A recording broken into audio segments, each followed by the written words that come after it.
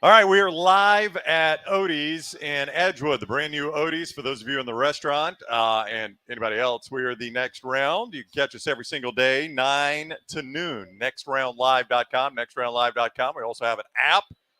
You can find the app at Next Round, the Next Round. Is this T-shirt for sale? This T-shirt is for sale. I'm going to have to trade off with somebody. This hat's for sale? Yeah. This T-shirt's for sale here at Otey's. I need somebody asked Dunaway for a refill before we go. He's wearing an Otey shirt like he works here. When AB walked in, I stopped him at the counter over there and said, "We're on a wait. Sorry, we're on a wait." I thought you were going to guard him. Yeah. I did get the Otey's hoodie a couple of weeks ago, the gray with the green. Yeah, you wore it the other day. I like it. NextRoundLive.com, our website. You follow us on all social media at NextRoundLive. We're going to get you back to the games just a little bit of a lull here. So we're going to talk about some of the games. We got a table of Sanford. Are you guys Sanford students?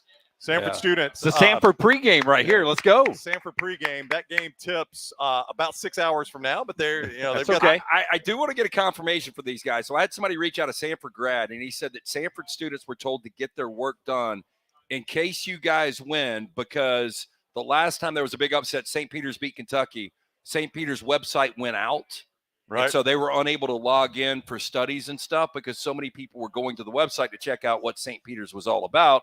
So Sanford already getting in front of this. Is that true? Did that go out? Yeah. Okay. I'm not sure these guys are going to class in a while. Yeah. Of course, you never know. Urban legends get started, but I did hear that today. That's right. What's the feeling on the Sanford campus from you guys? What's the feeling? A lot of optimism. Okay. I picked them to win. I think they beat Kansas. They're in my bracket going on by one. These guys are new to the show. That's bad news for you. This is the guy that had BYU to the Sweet 16. I did have BYU to the Sweet 16. Yeah, this guy too. I lost BYU earlier. Yeah, I had them beating Duquesne, but I didn't have them advancing past round 2. All right, so here's the problem. So advantage you already. Yep. Here's the problem. Not sweating that at all. I did my brackets, Lance, and then I'm watching the game today, and they show this Duquesne coach that looks like he's about a mobster. He's like an 80-year-old, like he's the retired Don that they go back to. Yeah, Coach Denbrock. Yeah. And they're like, this is his final ride. He's retiring. I'm like, oh, great. I'm going against a team that's got a coach retiring. Did you know that coming in? Yeah, so I heard it during the A-10 tournament. The guy's been coaching literally forever. And, again, they go on this miraculous run in the A-10 tournament. They get the automatic bid, and boy, I mean, they played toe-to-toe. Even when BYU came back and took a lead, this team just I don't know what's going on. This is not a Duquesne team that you saw in the regular season, but this is what happens in March sometimes. Yep, you're absolutely right. Samuel in the chat says, YouTube, everybody thinks the 12-5s where the upsets are, but it's actually the 6-11s. So the 12-5 is – I brought this up. It is trending in the wrong direction. You know, there was a time when 12s always beat 5s, but 3 of the last 8 years, you hadn't had a 12 beat a 5. 2 5s went to a Final Four last year. So I think that trend has died down a little bit. One thing to look at when we get to the second round is 6 seeds. If you have a 6 seed moving forward, they don't beat 3 seeds. So 6 over 3 is not the way to go. A lot of times you'll see a 12 advance on into the Sweet 16. I don't have to sweat it anymore because BYU got beat in the first round. Didn't have to worry about them losing the next round. This is funny because I've only got BYU going to the second round. I knew you had them in the Sweet 16. I forgot Brown did. I did, yeah. So I was pulling against them early on, and then I started getting texts from my daughter Layton, and she's like, "Do you think BYU can come back?" And I didn't know why she was so invested. I know she had done a bracket, but I called her at the end of the game, and I'm like, "That was a tough loss." I was like, "But who do you have in this next game?" And she was like, "Well, I'm out, right?" And I was like, "What do you mean?" She was like, "I lost a game." And I was like, nobody in the history of March Madness has ever had a perfect bracket. She thought she had to have a perfect bracket to win something. It's 1 in 120 billion or something like that. I said it was 1 in a zillion. A zillion's not a number, but it's 1 in a zillion. Nobody's ever done it. So she can rest easy now. I wouldn't have pulled so hard for BYU, not that it mattered, if I would have known that's what she thought. BYU loses. Are there any Alabama fans here? Anybody here an Alabama fan? Alabama fans? I know there's two right here. We got a few back there. They're too cool to cheer, though. If there are Alabama fans, you do not want to do what BYU did today. You're going to lose too. BYU 8 of 24 from beyond the arc. And that is where they live. They take more three-pointers than anybody in the country. Brown, I don't know if you watched Alabama basketball lately. It's been a long time since they've made 8 3-pointers. Well, that's what I'm saying. They'll lose to Charleston if they're 8 of 24 from beyond the arc. Well, I've got a question. Mark Pope, former Kentucky Wildcat, the head coach of BYU, because this Jackson Robinson kid off the bench, by far their best player. Yep. And I don't know. Like, I would have made every possession that guy's got. He played 35 minutes and scored 25 points. Wait, can we go off the quick bench, timeout? though. Hey, a Kansas guy's about to walk in. Can we boo him? He's Yeah. walking in. Boo, Kansas. Where is he? Rock Chalk, go home. Where Rock is he? Chalk, go home. I don't see him. He Where just is walked by in a jersey. Oh, he didn't walk in. Boo, Kansas. He knew better to walk into this Sanford establishment. Okay, back to what you were saying. Yeah. Rock Chalk, go home. It's Yeah. like Dunaway is giving him. Otey's Edgewood is the establishment Dunaway is referencing here. The brand new Otey's. Fantastic location. More Sanford folks coming in. This thing's about to rock. In downtown Homewood. If you watched the NCAA selection show and saw Sanford reacting to their bracket placement, it was just to our left right here, right out here on the street. Yeah, and I heard it was an incredible scene. You know, It so looked like it. I'm familiar. I told you guys this used to be a Hud's grocery store. This is when I would put quarters in literally the old video games back in the 80s and play them on the grocery right outside of where the produce was. Let's go, Sanford. Sanford? Let's go. Sanford pregame. That's So I grew up around Kansas fans are at the Frothy Monkey. here, and you know where Dawson Memorial is. I do, yeah, But right they down the block. basically had this all the way blocked off to Dawson Memorial, and everything was shut down, and it was completely packed out. So really a good scene for Bucky McMillan and his Sanford Bulldogs.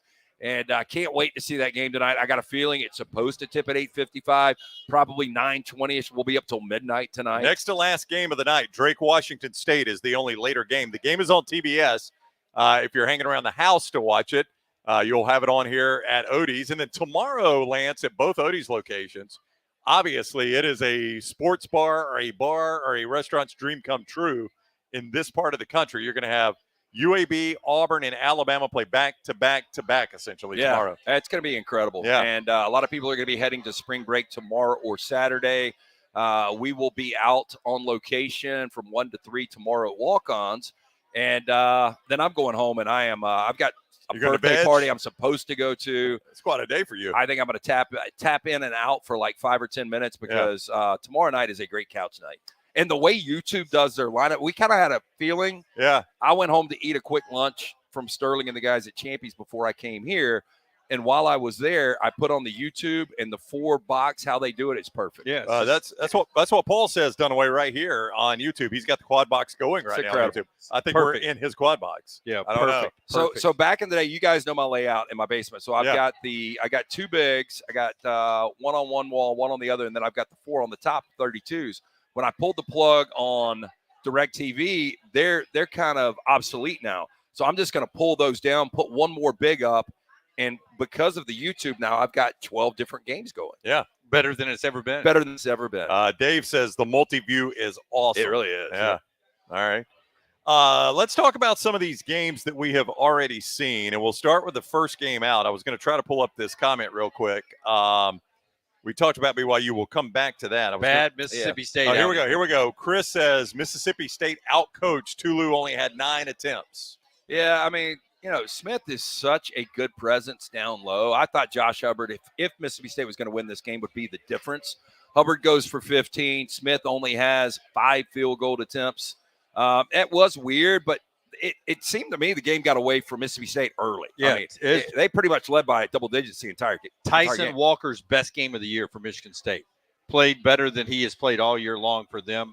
And if he plays like that, they may Izzo this thing up and get to the second weekend. Yeah, I don't know about you guys. I see a different North Carolina team. I think there's 2 people in this bracket, the filled out brackets, people that are pro-Carolina, people that are anti-Carolina. Okay. I'm more anti, although I've got them to the Elite 8 because I think it's an easy region. But some people watch Carolina and they see this team that could win a national championship. I just don't really see that. Yeah. Just because you saw them in the Final Four, right? Or did they win it all a few years ago? No, they lost in the national That's championship right. game. They lost. Yeah, they lost in the To national Kansas. championship game. And you see Baycott still there, so it has that look of a team. You forget that they missed the entire tournament. Yeah, last Armando year. Baycott is a guy that's got a ton of experience. R.J. Davis, first team All-American. I mean, they've got some studs. For whatever reason, I still don't trust Xavier Davis. Well, so let me just say, though, back to state, Michigan State, Mississippi State, Chris Jans would not be the first guy outcoached by Tom Izzo. That is at a very, very long list of college basketball coaches. I don't think he was outcoached. I think Mississippi State struggles to score the basketball. They lost by 14. They did. They did. I don't know if it was an X's and O's Or excuse me, lost by 18. Yeah. They have Hubbard's their only true, really outside score. shooter, right? Yeah, he's really the only guy that can take it. You need Not one that more. Michigan You need one State's more. got a lot of scores either, and they played their worst basketball down the stretch. So I thought the game was a coin flip. I told you before, I took Michigan State, but I kind of wanted to flip back to Mississippi State, but we were already locked in. I really don't think it matters. I think Michigan State, although Izzo seems to capture this March, magic, and I think he's been to the second weekend 16 or 17 times, which is incredible. I see him. Danny He's Manning. a Kansas fan. He's got a Danny Manning jersey on. By the way, can you guys give me a better one-player run than Danny Manning did in 1988? The only thing close is Carmelo Anthony. Carmelo Anthony, and then not Rip Hamilton. Who was the kid for UConn when they weren't good just recently? The little guard. Oh, yeah, I know who you're talking about. The one that when they made a run. Kyle, who was it? Kimball Walker. Kimball Walker. Yeah. Right. I mean, Kimball Walker. And that was the guy I saw at the steakhouse in Chicago. You remember that? Wait, I can't believe you pulled that. It was so random. The only reason I pulled it is I had just watched the NCAA tournament the year before, and he just had a distinctive look. And I was at, what is the famous steakhouse in Chicago? Gibson's. I was at Gibson's Steakhouse in Chicago, and they were in town. I can't even remember I think it was the Hornets at the time, right? Yeah. Or they might have at that time. Might have been Bobcats. But anyway, the Charlotte franchise, they're in town, and him and two other guys are in there. I told my wife, I said, that's Kimball Walker. And she goes, who's Kimball Walker? How do you know him? I said, well, I don't know him at all, but he's an NBA player. But I'll go, those are the three greatest carry-me jobs I've ever seen. Kimball Walker, Carmelo Anthony, and Danny Manning. Richard's got the all-timer, Steph Curry. Now, he didn't make it to the national championship. Oh, my God, it was Davidson. Yeah, but I still think those three guys single-handedly carried teams to national championships. Yeah, for national championships, you're absolutely right. All right, so 69-51, Mississippi State falls to Michigan State. First game out of the chute. Now, if you don't listen to our show every day, we encourage you to do that, nextroundlive.com, or just find us on YouTube, Next Round, download the app. Next Round, give us a thumbs up, subscribe on YouTube. We greatly appreciate you doing that. Next Round Live on all social media, Next Round Live, and Next Round Live on YouTube as well. These two make stake bets on almost anything. There's really nothing off limits. One stake bet is SEC teams into the Sweet 16. You've got how many? I got under 3.5. Under 3.5. So you've got the over. So Mississippi State didn't factor into that at all for either one of you. No, and South Carolina's not looking good at the half. Oregon's got a comfortable, I said comfortable lead. They're up 7. South Carolina hit about a 70-footer going into the locker room to cut it to 6. But I think I'm about to have 2 teams eliminated, so we're going to be down to 6 in the SEC. A lot of people are saying Mateen Cleaves, back to your other, but that was the Flintstones. That was a pretty good group of players. Because you had Mo Peterson, who was really good. Yeah, you had some players on that Mateen team. Cleaves was obviously a very good player. He was the best player. He was the mop. Yeah. But I don't know that he drugged them in. All right, so 69-51, the final there. Let's go back to Duquesne, BYU. Again, BYU led the nation coming into this game at 3-point attempts. They only got up 24. That's actually under their average. And they only hit 8, also under their average. Again, if you're an Alabama fan, your style of play mirrors a lot of what BYU does. It'll be awful news for you. But Duquesne gets the win, 71-67. The 11th seed moves through to the next round. I know we all had BYU, right? Every one of us? All of us. Yeah. Okay. But I had them going to the Sweet 16. I did too. Yeah, so it's actually a pretty good loss for me in the first round. Yeah. So Duquesne advances. They keep the coach alive. Creighton. By the way, this is literally alive. This is a Duquesne team. Right. Just recently lost 5 consecutive games to St. Joe's, Richmond, Dayton. Who is this team? Oh, Loyola of Chicago, and UMass. Yeah. I mean, this was not a great team in the regular season. Also in the early slate that we have just watched, Creighton defeats Akron 77-60. Now, for those of you that care about people's brackets, we have a bracket challenge on our show. I've got Creighton in the national championship game. They are one of the top 5 teams in the history of basketball for NCAA tournament appearances without a Final Four. I think they break that streak this year. They beat Akron 77-60. Just kind of a workmanlike win for Creighton, 77-60 over Akron. Yeah. And the MAC had been so good in these situations against a number. I stayed away from that game totally, but I had a feeling that Zips would play a lot better. But Kalkbrenner, that's a really good team, well coached. Greg McDermott. Every starter in double digits. Kalkbrenner had 23. You got 19 out of Alexander. 15, 10, and 10. They did not get a single point off the bench. All 5 of their starters scored all 77 of their points, but every one of them were in double digits. That's kind of what you get. Bench not one bench point, Lance. Not a single bench point. 77 points out of their starters, and won by 17. Did not get a bench point and won by 17. Yeah. That gives you an idea how good their starting 5 is. They can play much better than they did. No doubt. Yeah, so it was scary early on for them.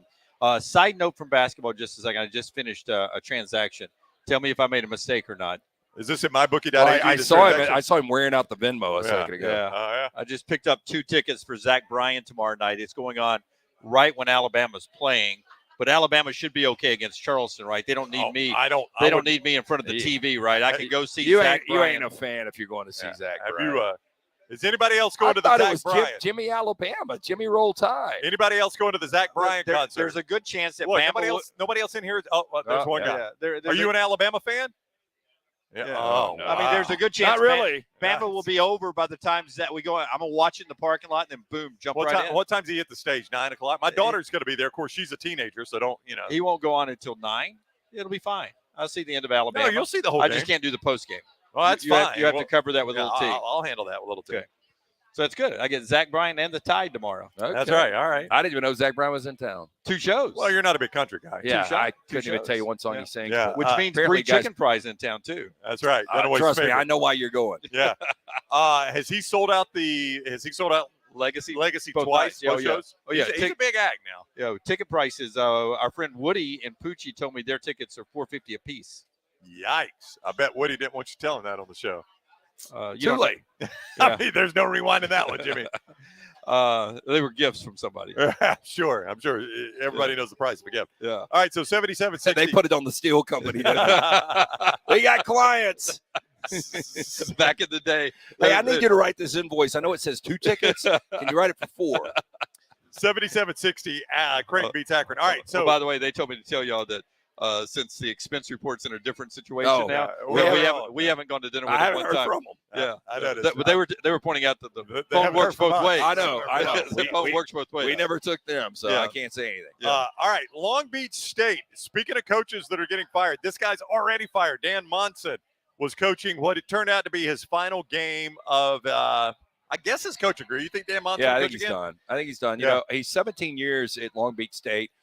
I think roughly 10 years at Minnesota, 2 years at Gonzaga. So the guy's been coaching for 30 years and, probably obviously wasn't making the money that a lot of these Power 5 coaches made when he was at Minnesota.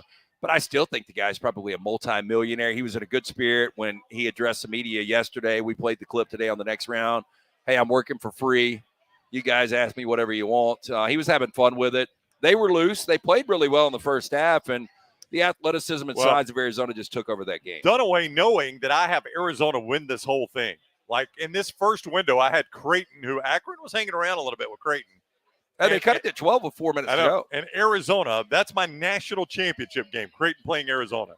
And so we're still at the studio watching, and the whole time Dunaway's like, Brown, tie game. Arizona's in trouble. Yeah. Arizona's in trouble. 33-31. Yeah. Dirtbaggers. I'm like, Dunaway, it's the first half. Well, I really when it was really tight, I was like, "There's no way," because I've said this all day too. Arizona's not going to lose that game. But I started to think, "Damn, I've got Arizona in the Final Four." But I was like, you know what? I'd like to see them lose because Brown's got them to win it all. It's already over. That at least cancels it out. I think it would be over. I did this. That's what I'm saying. It would cancel out. You have the Final Four. He had lost at that point. He had lost Mississippi State. Yep. Well, that's one game. He had lost BYU. That's 2 and games. then that game was trending. I had the dolly, and I was walking down the hallway, and I said, "Hey, anybody want to help me move something to the garbage?" And they're like, "What are you moving?" I said, "Brown's bracket." Yeah, Dunaway did that joke in every office in our suite.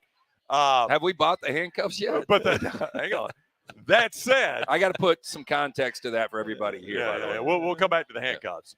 That said, I told Dunaway when he was making that joke, I said, right now, Dunaway, right now, I'll give you Long Beach State plus 20 since you're running your mouth. I did not take that. He did not take it. Dunaway, have you seen the final score? Was it 21? I said a great line. Yeah. It was 20. Yep. 85-65 Arizona over Long Beach State. Well, our friends at Blakely's Bouquets are out there. Hey, yeah, of course. They're you good people. They love the show. Across the street here. Yep. Arizona can lay a stinker.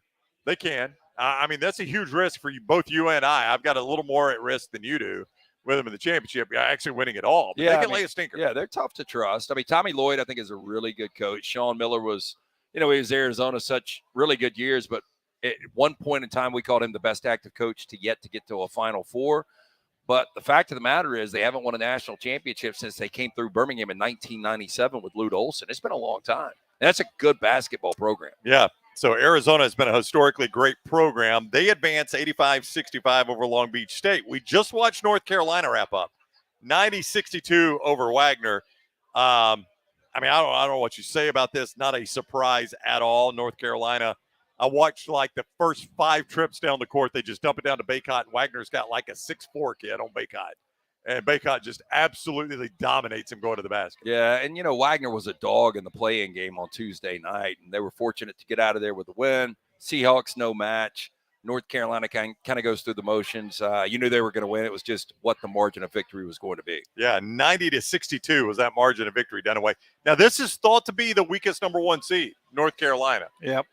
In my opinion, they are, according to all the metrics, the Ken Poms and which stuff. Is weird because most people would also say they got the easiest road to the Final Four of a 1 seed. Which is just what UConn should have got as the number 1 overall seed. When UConn got the exact opposite They got the most difficult one. It made no sense. It's amazing how games change. Remember this one up here that was right above our head, Illinois, Morehead State? Yeah. It was close at the half. Oh, Morehead was down 3 or 4. Yeah. Now it's 78-56. Yeah. Just a blowout city here with Illinois. Well, I think it shows you. Let's talk about that game. 78-56 right now. Illinois is on their way to winning. You always say every time we talk about Illinois, you talk about how good they play defense. Well, look, Brad Underwood, really, really good coach. Yep. From Oklahoma State to now Illinois. But you got a player in Terrence Shannon Jr. who really took over the Big Ten Conference tournament en route to the Illini winning that. And this is a guy that wasn't eligible before the season. He's got some serious legal issues. He filed an injunction against the NCAA and the school to allow him to play. I like that. I mean, that's bold. Yeah. And it's a bad situation. It's an interesting NCAA tournament storyline. You don't get that one every year. Yeah, the deeper we get on this tournament with Illinois, the more that story's going to pop back up. But anyway, with all that said, Illinois is a really good team. I wanted to see them get bounced. I think I've got them in the Elite 8. But I've told you guys I'm not afraid to pull against my bracket if it means chaos for you two. Terrence Shannon has got 26 in this game. He's good, man. 26. Is he the guy with the injunction? He's the guy with the injunction. Yeah, that's him. Injunction.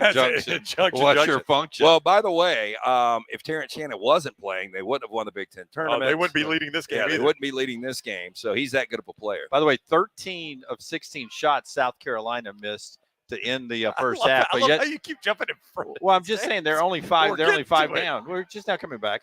We're coming back starting in the second half here. Just wanted to point that out.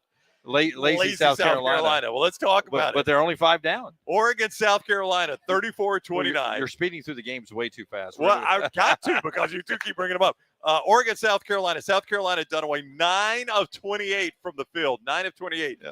So, again, for those of you that don't join us. By the way, that's not lazy. That's shooting a lot of shots. For those of you that don't They're lazy on rebounds, apparently. For those of you that don't join us daily, Dunaway says South Carolina, who Lance over-exceeded every single expectation of them, right? They Lamont Paris might be your national coach of the year. He's your SEC coach of the year. They won, 15 games, 13 games? You hold on. He's great. I said you hold on. Yeah. Where were they picked in the SEC? Dead last. Dead last. Where did they finish? Fifth. Not dead last. Yeah, fifth, right? Fifth. And Dunaway says they are what? The way they're playing in big games down the stretch, they're lazy. I've seen them 3 times. They're the laziest team I've seen in person. Mac has put on weight all season long. He gets bigger every game. I don't know if it's lazy. Maybe people are just taking them a little more seriously, and they don't have the talent of some of these other teams. I still think they're going to come back and win this game. You think they are? Yeah. Okay.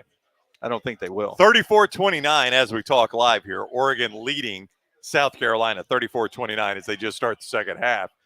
Again, I'll go back to the stake bet. You're under 3.5 on teams in the Sweet 16 done away from the Southeastern Conference. Lance is over that. And I think, Lance, this is one of the ones you were counting on maybe getting there, right? No, South Carolina? He wasn't counting on South I had South Carolina in the Sweet 16. Yeah, Did you really? But I had 6 teams in the Sweet 16 from the SEC. I even had 5. Yeah. I'm not overly worried about this. Yeah. I have Kentucky, Tennessee, Auburn in the Elite 8 at least, maybe even Florida.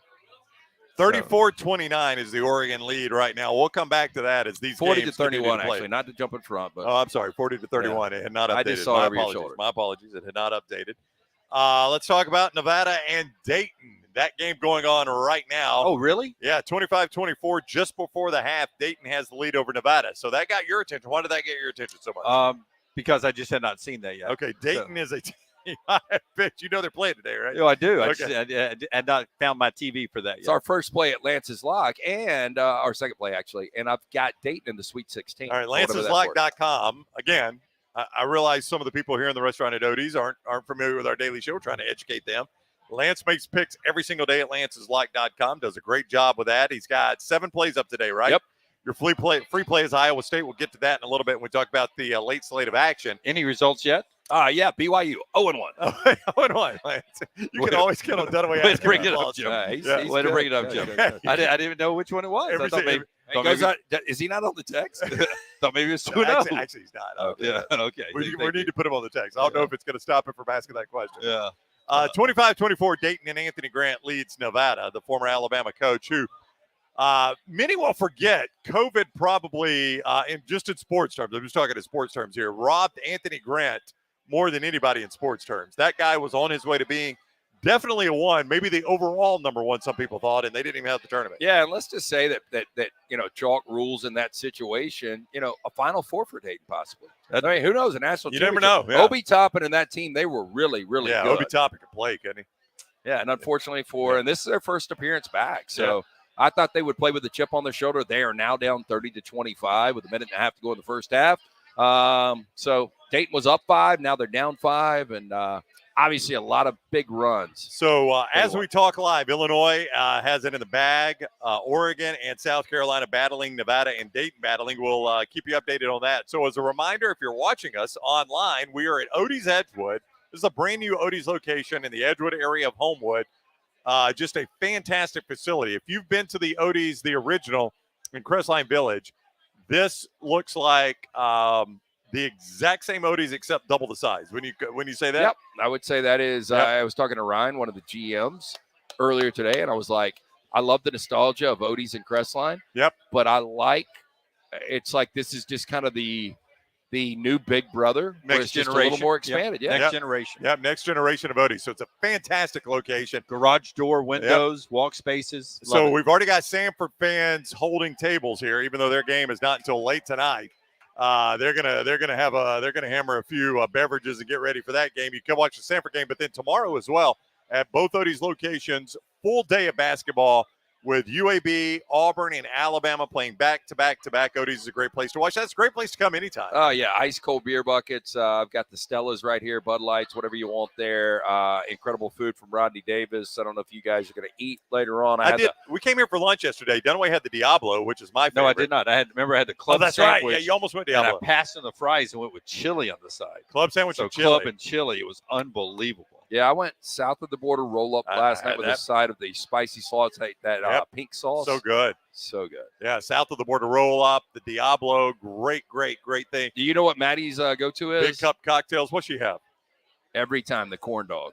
Corn dog. Hey, they got a good corn dog. Like here. A first grader. Yeah. But it's good. It's all right. It's a good corn dog. Yeah, they got a good corn dog here. You order it crunchy. Otey's is a great place, Edgewood and Crestline Village, to watch all the NCAA tournament action.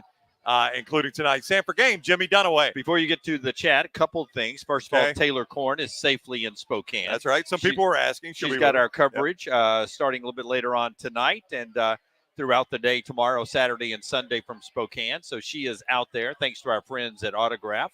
Go download the Autograph app and use code TNR. And it's free with that code TNR. Jeff's asking about little Tish. Yeah, she made it okay to Spokane. She is there. She's in the hotel, ready to go, and we'll be pumping out coverage, including, if you haven't seen it, she was on the same flight with Nick Pringle. Paul brings that up, which we should talk about. Yeah, let's talk about that right now. So Nick Pringle, Alabama big man who has been in and out of Nate Oates' doghouse. Is that a good way of describing Nick Pringle? Yeah. Yes. Have you heard the story on what happened? I told it on the air, did I not? Oh, I don't know. You? I don't think you did. I did when I said I'd heard that he was not on the flight. Did I? Well, yeah, but I don't think you told the whole story because I have been told, but I have not been told to a level that I'm comfortable saying it on the air. But if you have, go right ahead. I from what my sourcing had told me he had another altercation. Yep. Verbal altercation. Okay. Yeah, I was going to say, let's clear that up. Yeah. With the coach, with the head coach, and a little sideways. Some words were said, and what do you think the head coach? Boy, it is a different world. Like, and here's the thing: if I'm Nate Oates, insubordination, I wouldn't put up with it. I don't think there's any place for that anywhere. I would have booted his ass off. Well, I think he did. I think he said, "We're getting on the charter. If you can make it out on your own to Spokane and then apologize to the team and they want you back on the team, then we'll do that. If you don't make it out to Spokane on your own, I'd like the locker cleared out by the time we get back." Yeah, and look, and I'm a second, even third chance guy. Yeah. But how many times does this happen? Well, he had a 2-game suspension earlier this year for an off the court. He ain't that good. I mean, that's all I got to say. But he is a body inside. He is. I get it. And they need a body inside. So, it's a catch-22 because you are doing a disservice to the rest of the team because they do need him. But at the same time, you can't let a guy get away with talking back to a coach like that on in front of the team, especially. Yeah, I mean, like emotion takes over sometimes. You'll give a pass here and there, but if it continues to happen on a bus in front of the whole team, my God. Now, I don't know if he, we can check with some reports and check with Taylor, but when the flight landed, a quick ride to the Coliseum would have gotten him there in time for the shoot-around.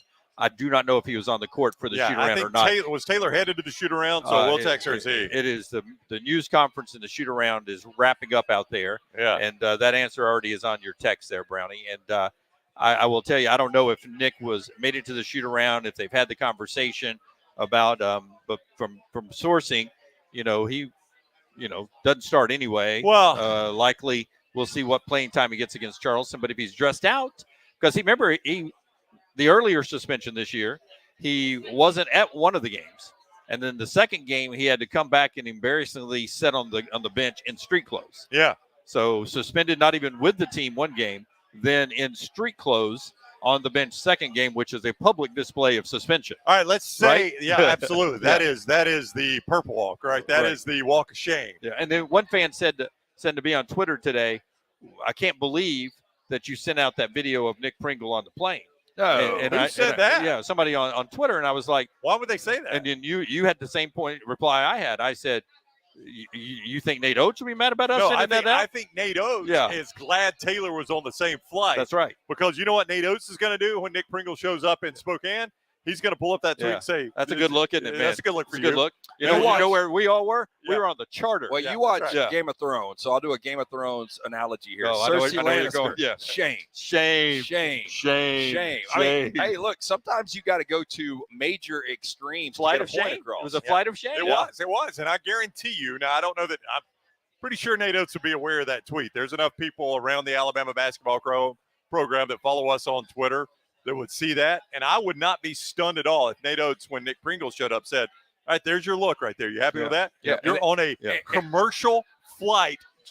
By the way, making a connection in Salt Lake City, not flying direct like we did on a charter, making a connection in Salt Lake City. That's or who Denver, you are. Wherever well, it was. Look, Denver, wherever it was. And he's showing out above the team. That's division in the team in the biggest moment right now of the season. Yeah. It's unneeded. Yeah. By the way.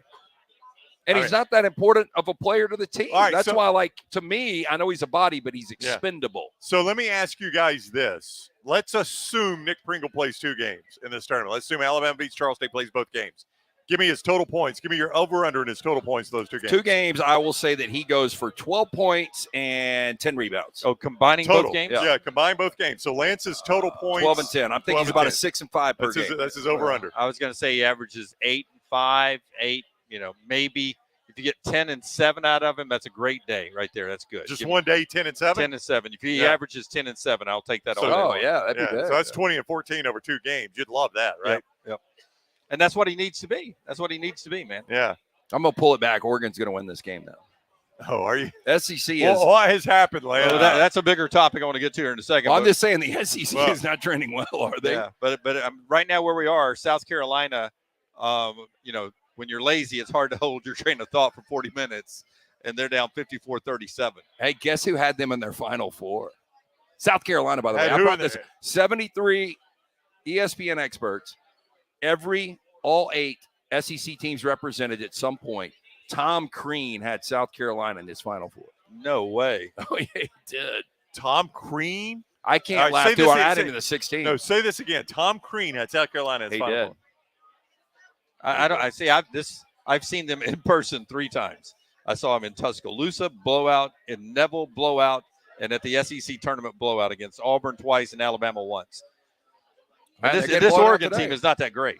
No, but they're an 11 seed. Yeah. They're obviously playing good because they just won the Pac-12 tournament. And now, by the way, the 11 is about to win for the second time today, right? Yep. Again, these double-digit seeds happens every year. I just can't project who it's going to be. Well, okay, I'm going to get a beer. All right. Who needs something? I'm good right now. I'm good. I'm still good with my tequila. Yeah. All right. As Lance goes and gets a beer, we're going to talk about some of the games. A little Dobell and pineapple is what we're hitting today. Yeah. Dunaway, let me ask you this. Matthew says all Natos has done to discipline Pringle is give him a slap on the wrist.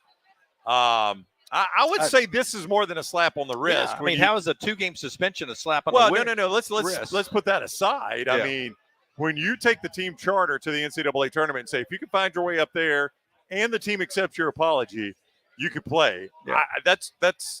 I mean, to me, that's a pretty good suspension. I mean, that's not a suspension. Right. It's pretty good discipline, though. And we don't not know, knowing what he did. Yeah, we don't know yet what the rest of it is. Like he may on his own dime have flown to Spokane, and he may be in street clothes tomorrow night. Yeah. I mean, it was a commercial flight with a connector and that's right. He was on the same flight with Taylor. Yeah. Not to Denver, but from Denver to Spokane, the same flight with Taylor. Yeah. So he had to fly this morning. And Taylor left very early. What time did Taylor fly out? Taylor was awake at 6 a.m. She was wheels up at 8 a.m. out of Birmingham. All right, so little T's out at 8 a.m. So Nick Pringle from Tuscaloosa. That's right. They don't fly commercial out of Tuscaloosa. Right. He's got to get to the Birmingham airport. Hey, how are you? We got a little girl about to come up here and make her picks. Nick Pringle from Tuscaloosa to Birmingham on his own, flies to Denver, then makes the connector, probably up at 5. I mean, that's not a fun day of travel, especially if you come up there and if Nate Oates gets him up there, it's like, oh, by the way, you're not playing. Yeah. Now, you sit in your street clothes on the bench, but you are not playing. We will reevaluate for game 2. That's right. Yeah. If there is a game 2. Yeah, Charleston. But if there's not a game 2, it's probably your fault. Yeah, you missed our walkthrough. You know my rule. You don't make the walk. Now, he could have made the walkthrough. Taylor was on the ground in time for him to make the walkthrough. Right. I don't know, or the shoot around. Taylor said he was scooped up really quickly from the airport and taken to the Coliseum. Yeah. I don't know, man. That is that's an interesting deal with. It's pretty embarrassing. I mean, I think that's a pretty good suspension. Yeah, I would agree completely with you on that. Give me a second, Jim. But they need the bodies. They need the bodies. So if you're asking me, Jimmy Alabama, do you play Nick Pringle? Absolutely, I play Nick Pringle. John says Mississippi State, Ole Miss, and Arkansas are Big 12 level. Most of the Big 10. Vandy is a Ivy League school. So let's talk about the strength of the Southeastern Conference, which I know when Lance gets back. Let's save that for Lance because it is a big topic here. But the SEC hasn't won yet, right? Now they're only 0-1. Well, South Carolina can come back. No, they can. But what is that score right now? They're only down 17. Yeah, lazy though. I mean, are you able to erase a 17-point lead when you play lazy? 17. Well, I mean, maybe it takes that to wake them up. Maybe this is their 18 points down. Maybe this is their commercial flight cross country trying to wake them up. But they're down 18, could be 19 when this free throw's over with, and we'll see if they've got any fight left in them. But this is trending towards looking the way, missed free throw, 18 points now. This is trending looking the way it looked in Tuscaloosa and in Auburn and in Nashville. All right, you want a little play on words here? Michael Pringle, once you pop off, you can't stop. That's right. That's right. It's pretty good. Yep. Pretty good. Thank you, Michael. Oh, as soon as we say this, there's a big 3. They've cut it to 15. Here come the Gamecocks. No, they're lazy, Jim. Go ahead and say it. They're lazy. No, 15. Big 3. They just cut it to 15. Yeah. South Carolina. All right, so let's have the bigger comment we're going to have as Lance returns with one of his what we got to hear, Stella. I don't know why I'm asking you that because I know you very, very well. That's, of course, Stella. Yes, Ice Cold Stella. Ice Cold Stella. So got a good little crowd building here. This is going to be a fun atmosphere tonight, especially for this Sanford, Kansas. Absolutely. Again, we are at Otey's Edgewood, the Homewood location in the Edgewood area of Homewood, right here on the main strip. Here, let's talk about the Southeastern Conference. I'm going to give you guys some comments about the Southeastern Conference and see what your thought is on that, because I know we're about to talk about it anyway. You missed this, I'll give John's again. He says Mississippi State, Ole Miss, Arkansas, they're probably still Big 12 level.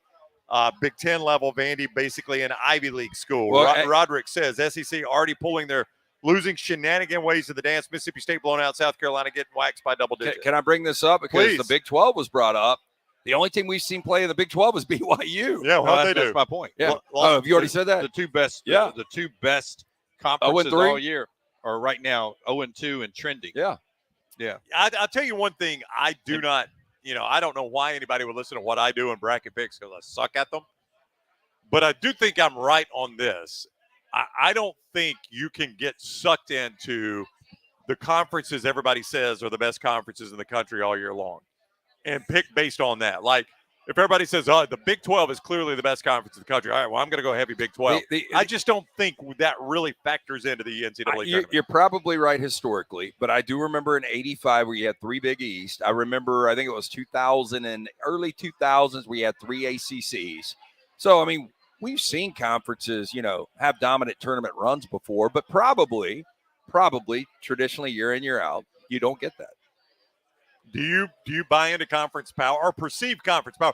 Because that's the other thing. I don't know that we really know. Like, people make their judgment about conference powers in the Maui Invitational and the Battle for Atlantis and all those things, right? When The you get the Alaskan Shootout. Great Alaskan Shootout back in the day, when you had all those teams play. That's when we make our judgment about conference powers in these one-off games when Kentucky plays North Carolina and stuff like that. And I just don't know that we get a really good reflection of when you have conference versus conference, who actually the best conference even is. I mean, you get a lot of teams, big-name teams, playing big-name teams in November and December. I think that's when those reputations are founded. But so much can change between that March. It also skews the metrics.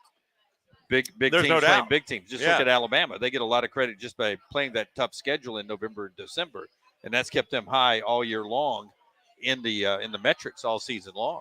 Do I go by total conference pride? No, but I do think when it's all said and done, the top of the SEC and the top of the Big 12 will be okay. Slushy says the SEC and lots of Power Fives are criminally overrated. I don't know about that. Hey, did somebody say we look worse than without makeup? They did. Rohan says y'all look older without the day show makeup. No, it's not. It's not makeup. It is whatever the lighting is in the studio. I don't personally think it's good. It's bright. Well, he's saying we look older here. Yeah, that's what I'm saying. Yeah, I would say lighting and camera better here, which is giving you a clearer look of what we really look like. Oh, so okay. I think I look. Look, I don't think I look good at all, but I think I look better here than I do in studio. Yeah. But apparently I look a lot older. But I am old, so I'll own it. I am old. Yeah. I am old. We've been doing this show 14 years. Yeah. And I've been on local TV and radio for 30. Yeah, when you get our age, hopefully you will you'll still be upright, right? And we don't wear makeup in studio. We just watch our I haven't out. worn makeup on TV in a very long time. Yeah. I finally told him I'm not doing it anymore. Well, you did TV forever. You've done a lot more than me. I've never worn makeup for TV. I did it for a little bit, and it irritated my face, and it's messed up the colors of my dress shirts. 100%. So I just said, I'm done with it. Yeah, I put a little powder on. That's all I would do. They'd always tell me you need to wear more makeup, and I was I'm out. I could always quit and just be well, you're like a radio. Magnum member at Sephora, weren't you? I was, yeah. My daughter loved it when she first started using makeup, when she could go in there and get anything for free because I had the stuff that had been just building up over the years. Rainey says, hey, Rainey. Tennessee will be the only SEC team standing soon. No. Not according to the brackets we picked. You think it'll be the Auburn Tigers? I think Auburn, Tennessee, Kentucky, Florida, Alabama to the Sweet 16. But I think there are 5 SEC teams in the Sweet 16. I think there are 3 in the Elite 8. Sorry, Rainey. I'm never wrong. You think what? I would agree. I think Auburn will walk to the Sweet 16. I do think Alabama, it's hard to say. I think they're there. I think Kentucky and Tennessee are great teams. I think both of them are there. You think Florida could win too? I got Florida winning too, so I'll say that. I said South Carolina before. Obviously, that's not going to happen now, so I'll go 5. All right, 5. It's not over yet. 14-point game, still half a half. As Am Golfer reminds you, every team in the dance loses their last game of the season except for one. So somebody's going to lose their last game, right? That's right. You just hate to lose it. You just hate to lose it before sunset on the very first day of the tournament. That is true. Matthew is on Facebook. He says he hopes Florida knocks the brakes off Colorado. So let's talk about some of the later games tonight, all right? Just a quick spin around on before you that actual that one's scores. tomorrow. Can we flip it around to the Big 12 real quick before we Sure. move it on? Because we talked a lot about the SEC underachieving. Kansas and Samford tonight. That is a Big 12 team. This Kansas team, even if they get by Samford, I don't think is long for the tournament, right? Well, I don't think they're long for the tournament in this regard because I think they're going to have to. Well, I know if they do advance, they're going to play Purdue in the first round of the second weekend, which in the Sweet 16. And I just don't think. I mean, it'll be a fun matchup between Hunter Dickinson and Zach Edey, but they just don't have the depth. Purdue hits their perimeter shots at a ridiculous rate. And the only thing Kansas has got going for them is, for whatever reason, Purdue and Matt Painter typically check out. Purdue is a much better team than Kansas right now. So I agree. I think Kansas, kind of their ceiling is 16. Well, I don't think Texas is long for the tournament. I think Texas Tech can win a game, maybe two, because of their toughness. But I don't think, they're around at the end. Jack Taylor's got to go in the Final Four. I do like Houston. I know they struggle to score the basketball. Yeah. And I think this Baylor team has a chance to be hot at the right time. And I think Iowa State, based on their yeah. defense, they don't have any scores. It's a very balanced team. But Otzelberger can coach. They play great defense. Somebody's got to win these games. That's right. And that's my point. The 2, 3, 4 at the top of the list for the SEC, I think will be okay. And some of these bottom tiers, just so happens the first two out of the gate, Mississippi State, South Carolina, that's the lower end of the 8 teams that are in there for the SEC. And I think we'll see a couple of Big 12 teams like BYU bounced early on. But in the end, the Big 12 and the SEC, I think, will be in this thing longer than the Big 10. And if I put the SEC, right now, if I put their teams at a half to get to the Final Four, would you go over or under? For which one? The SEC? Yeah. For the Final Four? I've got Kentucky there. I'd still go over the half. Yeah, I would too. I got Auburn, Tennessee. I think Kentucky could be there. Yeah. Important 11 minutes, obviously, for South Carolina. They're down 14, 59-45. Nevada and Dayton have gone to the half, 34-25. Those are the only 2 games ongoing as we speak. Illinois did close out Morehead, 85-69 for Illinois as they beat Morehead State. By the way, if you are an Illinois backer, I was just pulling up, Lance, their path right now cleared up a little bit for them this morning. You like Illinois, right? I do. I don't like them as much as some others. I've talked about our friend Tom Hart. He's got Illinois winning it all. I think there were 6 or 7 of the 73 that had Illinois winning it all. And I think Illinois is a really good team. Not going to be surprised if they make a Final Four run. Winning it all seems a little ambitious, but well, Jeff Goodman points out, and this is a little surprising to me, Illinois is a pretty good basketball program. I know Lou Henson was like the legendary coach that Bill Self was there before he went to Kansas. It has been 19 years since they made the second weekend of the NCAA tournament. Well, 19 years. I think that was the year they played North Carolina for the national championship. D. Brown and those guys, Bill Weber was the head coach, and that was a really good Illinois team. But, they've had good history. I don't think they've ever won a national championship, but they've been really good in the past. And now all that stands in their way of a Sweet 16 berth is Duquesne, after Duquesne pulled the upset over BYU. I am not doubting Duquesne anymore. Okay. You watched that game today, and I watched every second of it. There was nothing fluky about that game at all. Duquesne out-hustled them. They out-muscled them. They outshot them. It was nothing fluky about that game. Same against VCU in the A-10 championship. So I think Duquesne's a pretty good team. They're playing, obviously, great basketball. They've got a ton of confidence. And the pressure's on Illinois now. Yeah. So Oregon up on South Carolina 62-48. Nevada Dayton at the half 34-25. We'll keep you updated on Oregon, South Carolina. If you're just hanging out watching us, can't get to the tournament. All right, tonight, Colorado State, Texas in a 10-7 game, guys. That is the first game of the night slate tonight. Colorado State, 10-7 over playing Texas tonight. 5:50 on TNT. MyBookie.ag has Texas about a 3.5 point favorite in this game. Texas, how do I describe them? Lazy. I don't know if I would. How much of the tournament's lazy for you? I think Rodney Terry is not a great coach. Seems like he cares about a lot of things that are ancillary, doesn't it? Yeah. And the horns down and all that, yeah. His cool glasses. Yeah. He got gifted a really good job. And I think there's a lot of pressure on Texas. Colorado State, Mountain West, a lot of people agree with this. They weren't really properly seeded. And I think Colorado State, watching them the other night, and I know Virginia is a horrendous offense.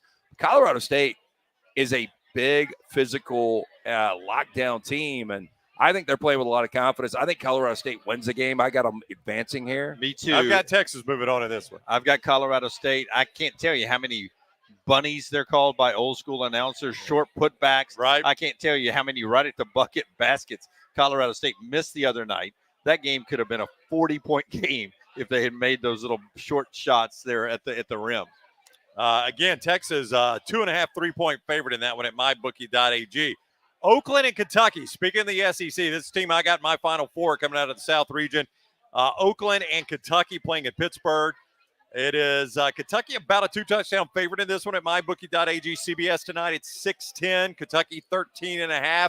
Dunaway, how you feel about the CATS Cats? I like this Kentucky team. Their defense is somewhere between trash and just lazy, I guess. Well, I mean, but if their defense was any good, like there usually is, they'd be a Final Four lock probably. Their defense is awful. We might need to give you a better label, but I think that is the way Kentucky. I mean, you could sum it up.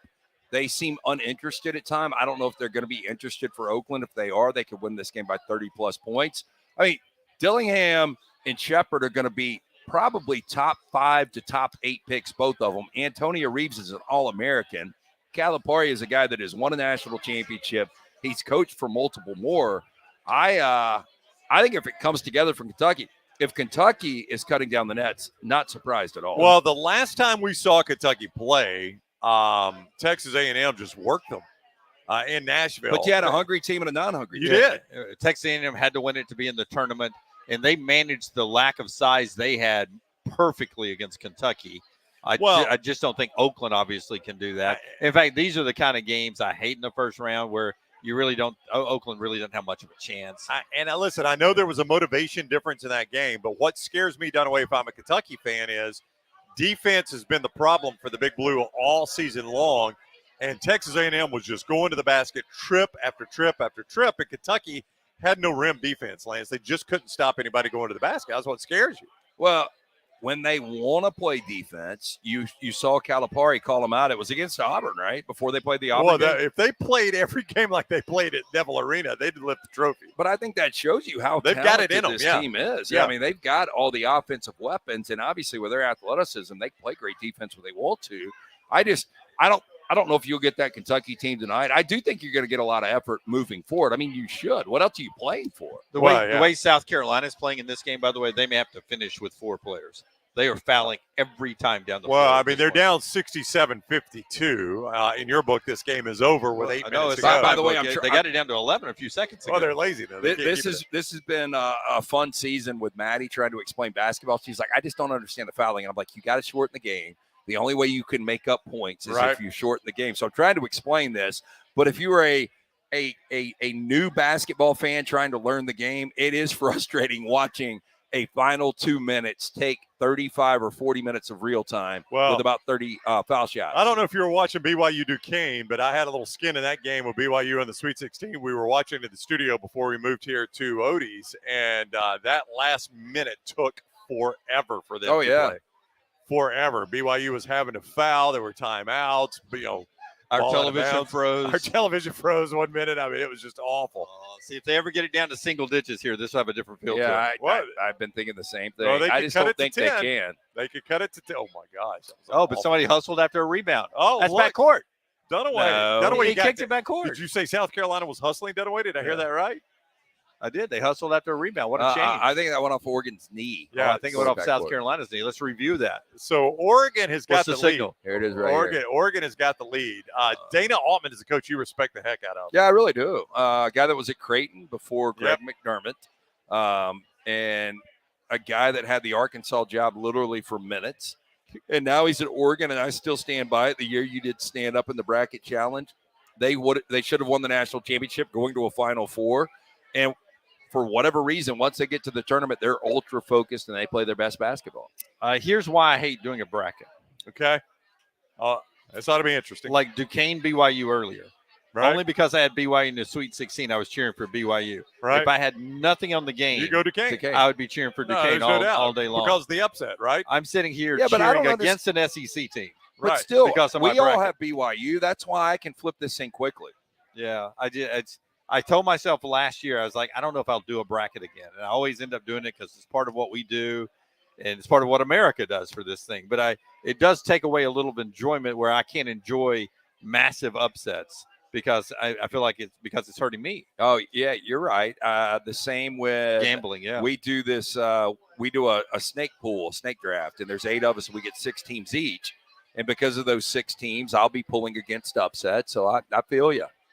Let's talk about another game tonight. 6:25 TBS. Gonzaga at mybookie.ag, about a 6.5, 7-point favorite over McNeese. Now, McNeese's record is 30-3.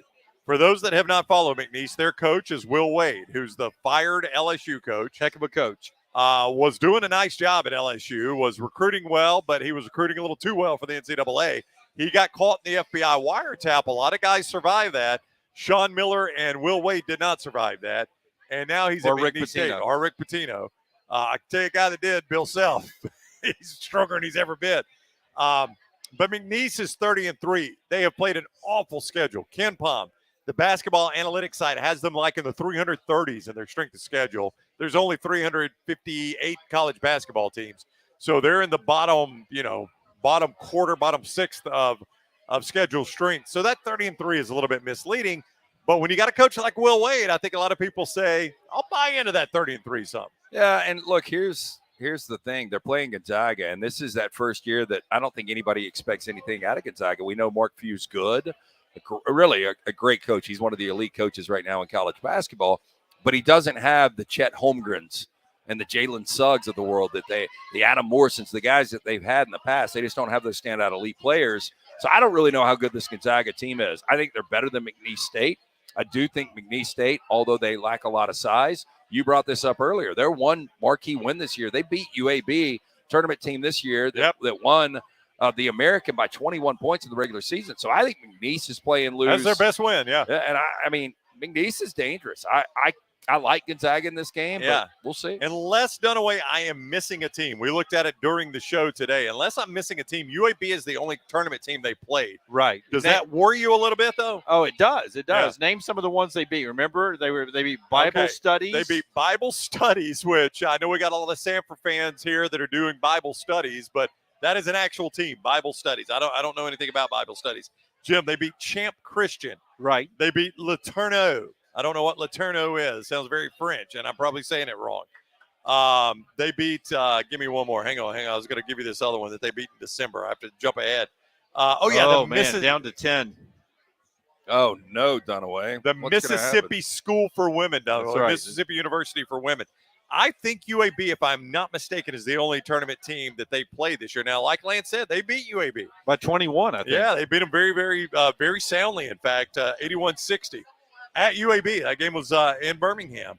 So does that worry you, Jim, that that's the only teams that they have played that are in the only team they play in the tournament is UAB? Doesn't worry me. I got the Zags. Does it worry you? Is that one reason you picked the Zags? It is one reason I picked the Zags. I was all in on McNeese until I started breaking it down. I was like, not going to buy into Will Wade and McNeese.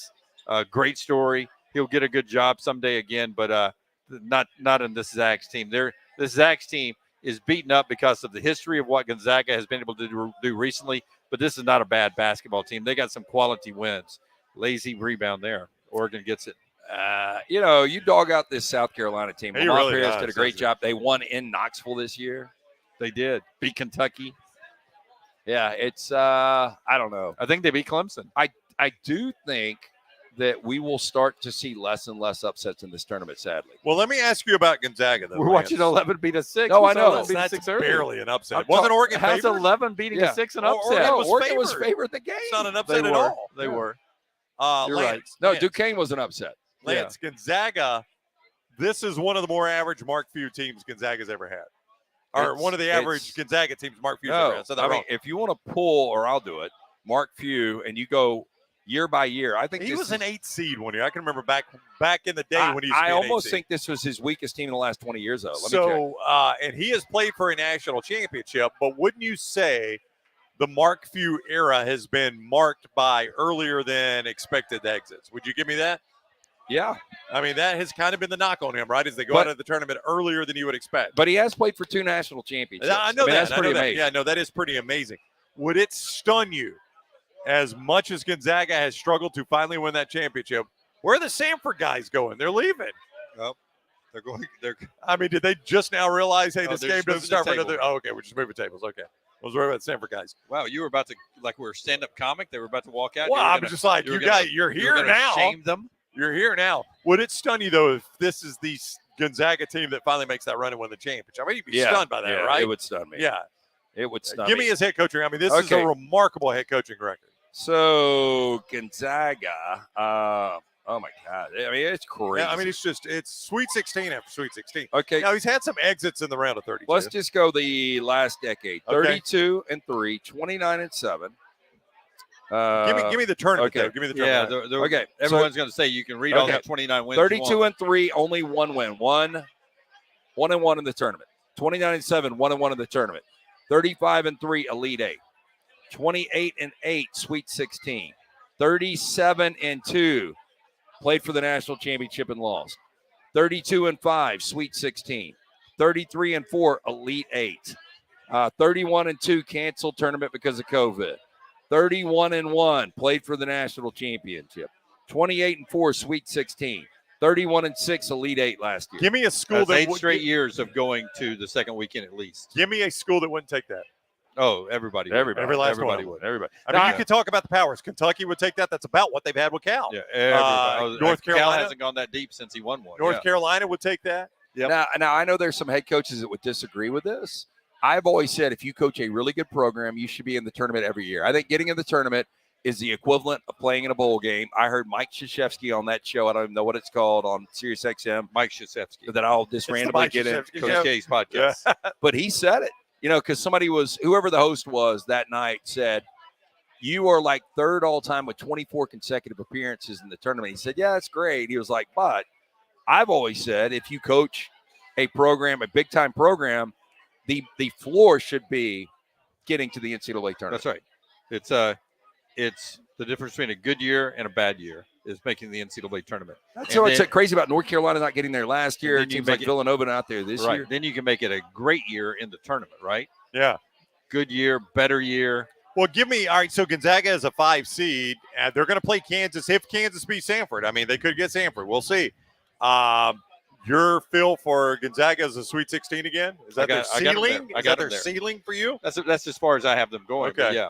All right. Wait, then who do they run into? Yeah, second round they play Kansas. They play Kansas if they Samford. win. Or Samford. They play winner Kansas Samford, then they get Purdue, right? Yeah. Yeah, I think that's right. South Dakota State, Iowa State. This is a 15-2 game. Now, again, no one of those blowouts. If you were part of Merch Madness, you know that if a 15 beats a 2 or a 16 beats a 1, you're going to get your money back for anything you spent between the announcement of the field and Wednesday. So good for you. This is one of those shots, 15-2, but I know you very much like this Iowa State team. I do, just because of the defense. Now, here's the thing. You say blowout, and I agree. I think it's going to be a blowout tonight. The number's gone up to 15.5. But the only way Iowa State blows you out is playing incredible defense. They were undefeated at Hilton Coliseum this year, where that's obviously one of the best home field court advantages in all of college basketball. But they were just kind of average on the road.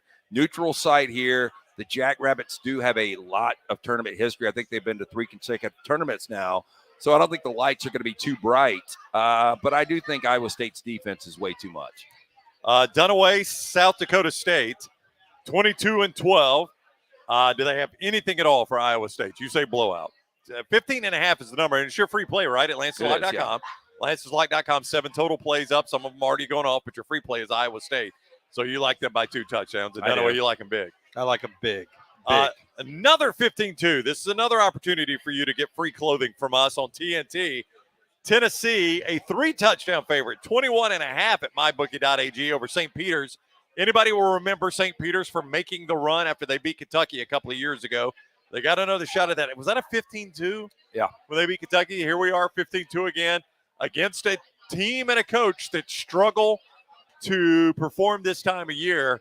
If you're a Tennessee fan, Dunaway, and we talked to Clay Travis, he's on our show every week, as big a Tennessee fan as I know, and he admitted this is a fear for me. You're one game into the postseason, and you've already seen what scares you about Rick Barnes. They get schooled by Mississippi State, who just got run in this tournament. That's why, worrisome. You know why they got schooled? They were not engaged. Too much of their offense goes through Dalton Connect now. He is unbelievable. But Ziegler is so good with the basketball. They're good inside. Vescovi used to be really a talented scorer. He can score too. He's been neutered. He's not even part of the offense anymore. He's in there basically to play defense now. Ziegler sometimes walks it up the floor and waits for Connect to run off 3 screens just to get him the basketball with 12 seconds on the shot clock. They need to go back to what they were playing earlier in the year. And I think they will. And then let Connect, when Connect gets it, be fine. But keep Ziegler going to the basket. Keep using the inside game. Play that Rick Barnes defense. I think it's a dangerous team. Yeah, I think I have them in the Final Four. I agree with you. I've got Tennessee in the Final Four. And I do think Rick Barnes will go back to when we saw Tennessee as a team that can win a national championship. And I think they're going to share the basketball more. It's going to be about good ball movement. And I think for Connect, when you need those touches down the stretch and you've got to have a go-to guy, it doesn't need to be the first 20 minutes of the game. It can be the last 5 minutes of the game, but you don't want your guys getting stale and standing around early in the game. So I do agree there's going to be a different strategy. I think Rick Barnes is a hell of a coach. I just think he's gotten some bad breaks in the tournament. I think this year is going to be a little different for Tennessee. We're live at the Edgewood location of Otey's. Is the brand new location in Homewood. Tons of fans already in here for the night games, including a lot of Sanford fans who made the easy drive over from campus to watch their team play Kansas. We're going to get that game in 1 second. Otey's Edgewood, Lance, great place not only to watch tonight's game. Tomorrow's going to be a special day here, though, in this city when you've got UAB, Auburn, and Alabama playing back-to-back in the same arena, but on all these TVs at both Otey's locations. Well, if I was a business owner and my employees wanted to go watch games in this state, I would just be like, go on a cutout at lunch. We're going to call it a day. Spring break starts for most schools. In fact, let's all go together, right? Yeah, and let's team building. A little team building. But, yeah, it's going to be an incredible day tomorrow and great places to watch a game, not only at this Otey's, the original in Crestline.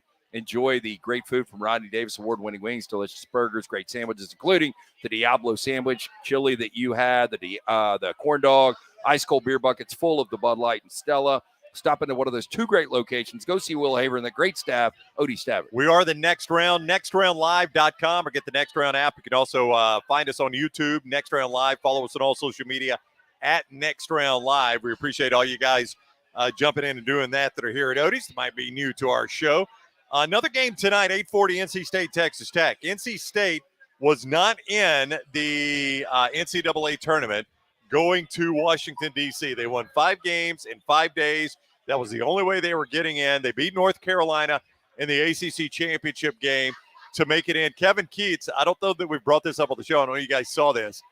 Amazing contract. Oh, yeah. Got a 2-year contract extension just by winning that game. The accelerator. And I brought up the guy, Kevin, at Hoover Country Club, the NC State grad that lost a good part of his vision. And we were talking about this contract. And he said, I literally cried when we won the tournament. And I never asked him why. Yeah, I don't know if it's because you won the tournament you got in or the fact that Kevin Keats gets the extension. But this is Dennis Felton all over again. Absolutely it is. I don't know that they were going to fire him like they were Felton. Felton was getting fired. I mean, according to these guys that are NC State fans, they were going to fire him. So now he gets the 2-year contract extension. You're in the tournament. So now that you've made it and you've extended him, I guess you hope they win every game now, right? They're not going to. Dunaway, I just don't believe in teams that have to make these tournament runs to get in. They're an 11 seed playing 6 seed Texas Tech. I like Texas Tech in this game. I like Texas Tech a lot because of that reason. I think you have all that energy you spend and you come out of that tournament in D.C. and that stamina drops down instantly. All that energy drops down, and then you got to get it back. I don't think you can do that. Yeah. Because it's such a quick turnaround Tuesday to Thursday or Wednesday to Friday when you win that play-in game. That's why we see these play-in games. When you see that play-in game winner go deeper into the tournament. SEC or conference championship teams that are not supposed to be in the tournament who win 5 games like NC State, you do so much energy, and then you got a huge layoff, and then you got to come back and crank it back again from Thursday. So Saturday to Thursday, and now you got to crank it back up again. Hard to restart that engine again. Yeah. It's flooded, as my grandfather would call it. Yeah. You flooded it. You've hit the gas too much. Flooded it. Texas Tech, a 4.5-point favorite at mybookie.ag. We'll come back to Sanford, Kansas, but let's talk Drake, Washington State. That is the latest game tonight on True TV. Drake, a 1.5 favorite. That's the 10 seed, Lance.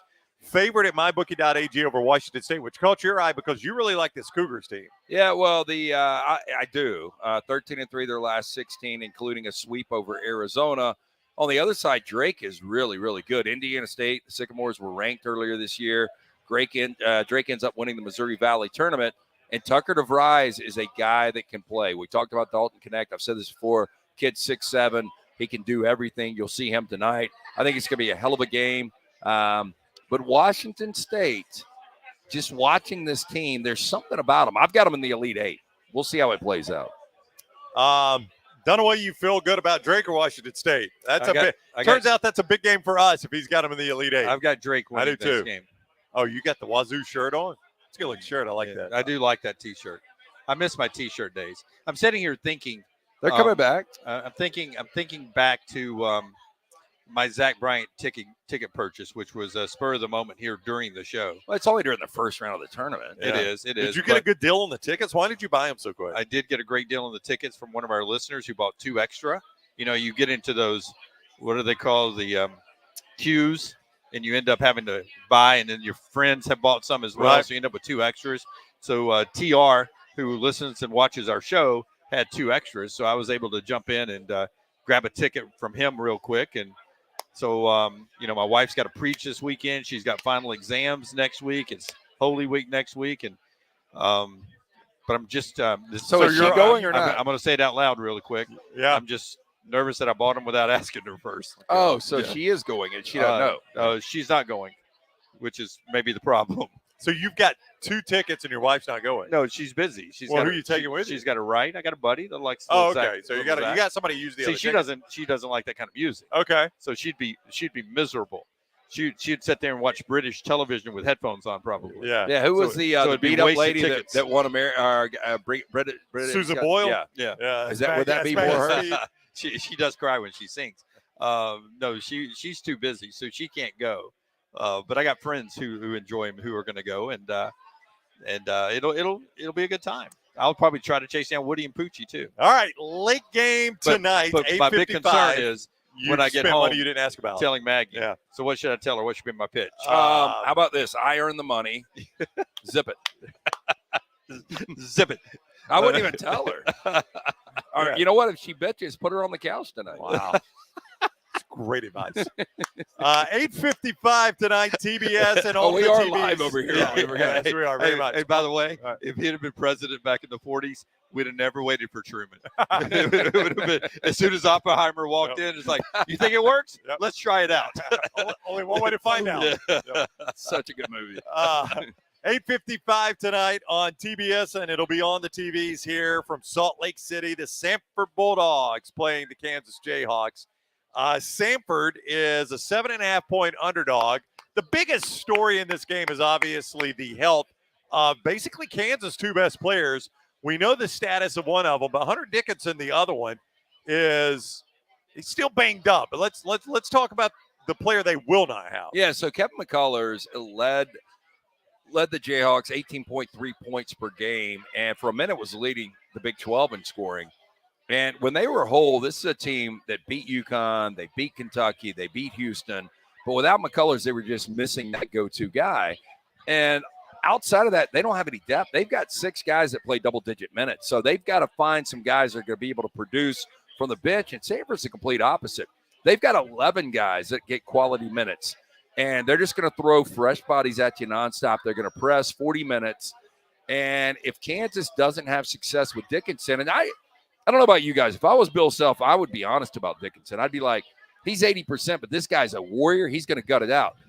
Bill Self is saying Dickinson's 100% ready to go. And well, we all know that's not the case because we've been told that it's a shoulder that popped out, could easily pop out over and over and over again. So he's one big hit away from him being out of the game. And well, I told you concern. I would go Karate Kid, and I'd chip it. You'd sweep the Well, leg. no, Lance will send a goon in. You'd have a goon come off the bench, just go hard into the shoulder and see how he takes I would just be. Sanford's got so much depth. I would just be as physical as I could with him. Why would you not? Well, Sanford's only got the one big guy, Chore. So if you're physical with him and he gets 2 fouls real quick, you are in a world of hurt inside. You better be making every 3 you take because you really don't have much more length to run at Dickinson. Here's another reason I like Sanford, though, even with Dickinson banged up and McCullers out.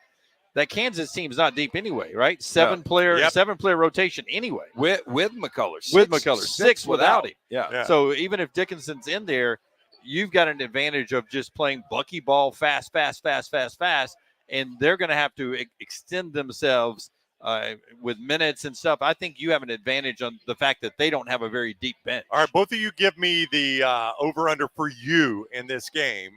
We brought this up on the show earlier today. I'll do it again for everyone that is here or missed us earlier today. Sanford, top 20 team in the nation in three-pointers made. They average about 9 a game. For Sanford to win this game, they need to hit how many threes? 11. 11 will do it. I would say 12. 12, okay, so 11 or 12. 81-77 Sanford is my pick. So you're picking Sanford to win this thing? Yeah, this is my bracket. I got Sanford. Okay. I think it is a really, really good game, and I wouldn't be surprised if Sanford leads this game in the second half. I think it will be a really good game until about 5 minutes, and I think Dickinson's going to have a big game. I think, and I said this earlier on the show, either Sanford wins the game or Kansas ends up winning by double digits. I'm going to say Kansas wins this game by 10. I'm going to say it's like 83-73. The other stat I was going to ask you about, one thing Bucky Ball does, you guys watch Bucky McMillan coach at Mountain Brook and at Sanford. He runs a lot of guys at you. You talked about that. About 9 or 10 guys, Lance, will play in this game for them, right? Yep.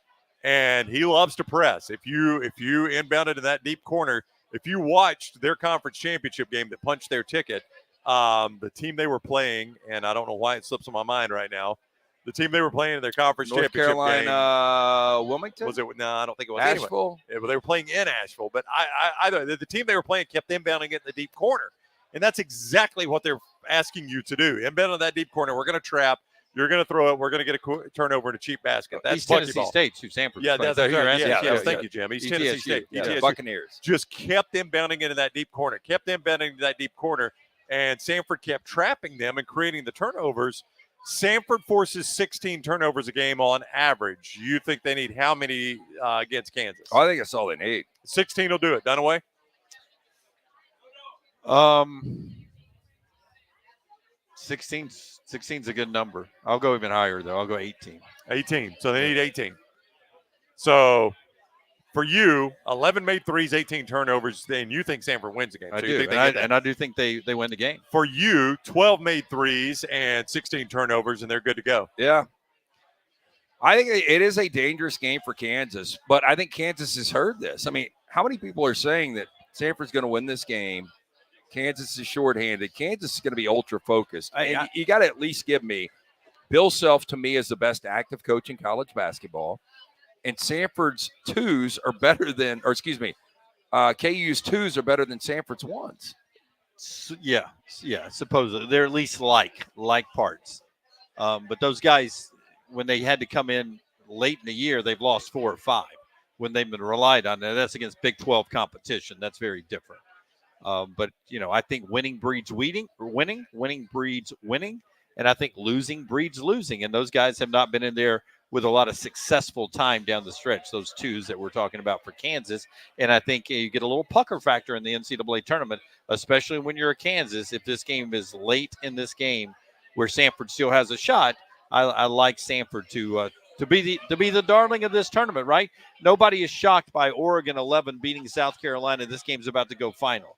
Right? Doug says, how about those lazy Gamecocks, Jimmy D? Yep. He asked you that on Facebook. I don't know why I was so emotional into this game more really than don't any either. other game in the first round. Yep. Well, I think because you called them out as lazy. If you flip this score, I would eat a lot of crow tomorrow. Yeah, probably. Yeah, don't have to though. I'm right again. Okay, I'm going to run to the bathroom again. You want a cold beer or something? No, I'm good. I'm drinking my my tequila over Now, here. you've never experienced this. When you break the seal, there used to be a place called Club South, and it was penny beer. Right. And they would go penny beer until somebody broke the seal. But once somebody broke the seal, then the penny beer was off and it was back to regular pricing. Right. So everybody was in one room together. And the dude that finally broke the seal would get booed so bad. Right. But once you break the seal, you can't come back from it, can you? Yeah. No, I would have in that situation. I would have peed my pants. I would have fought to the end. Just the fear of being that guy that gets I up. would not have done it. I would not have done it. So you're breaking the seal. I've already broken the Yeah. seal. That's the problem. That's what I'm telling you. So I'll this be is back. the second time out for Lance. Do you want a beer? I'm good. I'm drinking my tequila. I am fantastic. Thank you. And by the way, this is only my second beer of the day. Right. We had Sterling for Champions came up, and he had a couple of beers up there. And I was like, I really want to drink with you, but I know it's going to be a long night. So I'm going to try to be a little reserved. So I've been good, but I drink water all day, as you guys know. Second beer is just – yeah. Well, I was explaining to somebody yesterday that right after the show for that first hour, 12 to 1 every day, nonstop. I have to go to the bathroom 3 or 4 times It's in an hour. somebody turns the faucet on. Because I've held it during the show, and then at 12 to 1, it's just constant. I have to go. I'll tell you that was the best thing about dry February was only getting up once in the middle of the night. Yep. Again, we look terrible with our makeup because we're old. The other problem is the bladder. You should see us in the mornings. Yeah. Our friends at UCA for all your urological needs. We're going to talk about a couple things here, Dunaway, as we discuss the games for tomorrow, which obviously includes UAB, Alabama, and Well, give me a quick scoreboard There update for those are, who are watching with us. Yeah, I'm going to do something real quick Okay. before I do that. There are reports that Davin Cosby, and Nate Oates has talked about this, has broken his foot. Nate Oates says Davin Cosby has a broken foot. I had heard at this. the shoot-around, he is wearing a walking boot. So Alabama will be out without a guy that at times has come off the bench and been a huge spark for them. Yeah, there was I forget which game it was. I think it was at the SEC tournament that people were like, why are we not seeing Davin Cosby? And I had been told that maybe he had suffered an injury in his foot there. Yeah. So that has been confirmed. Well, in fact, he has. Nate Oates has confirmed it. This is not just reports. Nate Oates has said it on the podium, and Davin Cosby is at the shoot-around wearing a walking boot. So Alabama will be without Davin Cosby at the for I would imagine the entire NCAA tournament, however long Alabama plays. Yeah, broken foot. So so that makes just another body, different positions. Pringle more important because then you may need Grant to go out on the edge some. Yeah, and James asked, he says, hey, it's being reported Pringle dealing with a personal issue with the team will play tomorrow. He has missed what we have been following today. Our own Taylor Korn, on her way to Spokane today, was actually on the flight. Tweeted out photos of Nick Pringle on her commercial flight with him. So she has him in Spokane, obviously. She was with him when he landed in Spokane. Does not mean he is going to play. Yeah, but he is there He is now. there, But yes. he did not travel with the team. He did not. Not going to – I mean, I don't know. I don't know if he's going to play or not. Yeah, traveled. Would you be surprised if he plays or not surprised? No. I think it'd be a team vote. And the great Bobby Bowden said it. Why do you – and I think Nick Saban believed this. I think Gene Stallings believed this. But Bobby Bowden said it flat out. Why am I going to punish 84 people because of one person's mistakes? Right. Why one person breaks the rule, why am I going to punish everybody? Yeah. So I can punish him separately to try to change his actions, but at the same time let him play to sort of help the team. If what we have been told is true, though, part of him playing tomorrow is not just flying on his own commercially to Spokane. It's going to be facing the team and saying, hey, I'll let you guys down. Sorry about that. I'm ready to go now. If you guys will have me back. If you guys will have me back. So and then Mark Sears goes.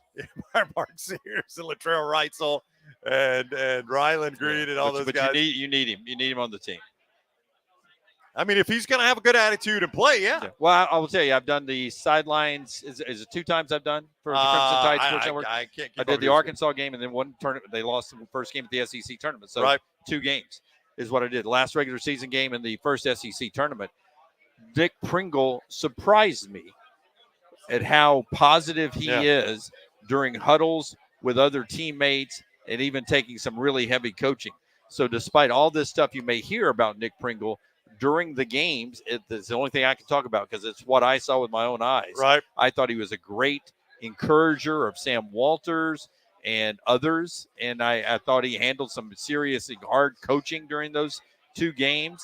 And I think he's a contributor. I like when Nick Pringle is on the floor and he's playing well And if he could get back to playing as well as he did at certain points last year, then Alabama can make a little bit of run here. Now, I think he played better when Bediako was on the team, and he only had to do a certain role.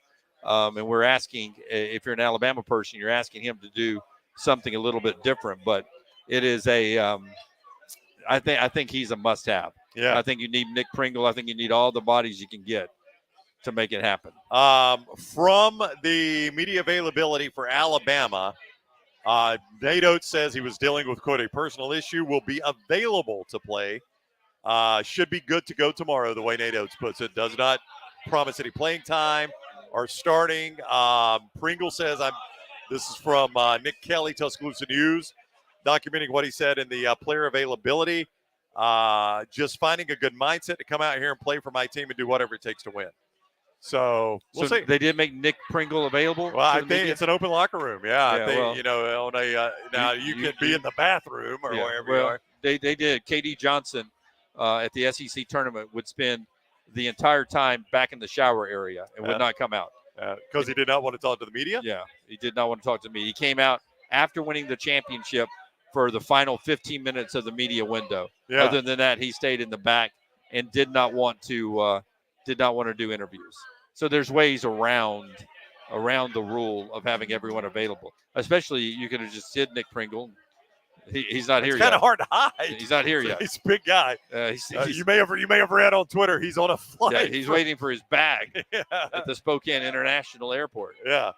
All right, let's talk about tomorrow. UAB taking on San Diego State, TNT, 12:45. UAB San Diego State playing tomorrow. Your feel about UAB and San Diego State? Lance, let's go. UAB San Diego State. Lance out fraternizing with the crowd. We're doing a show here. Back from the commercial break. I mean, we're back from the break. Yeah. So ask the question again. San Diego State, UAB. Your feeling about San Diego State, UAB? It's been a great, to get a championship trophy for UAB, for him to, for Andy Kennedy to sort of stick a flag in the ground in the American the first year to let everybody in that conference know that UAB is a basketball school and they can play some hoops. I think that's a great thing. I think it's a tough matchup for UAB because San Diego State's calling card is defense. Their inside game is really good. We saw this team, some of the same parts, eliminate Alabama as a number 1 overall seed last year.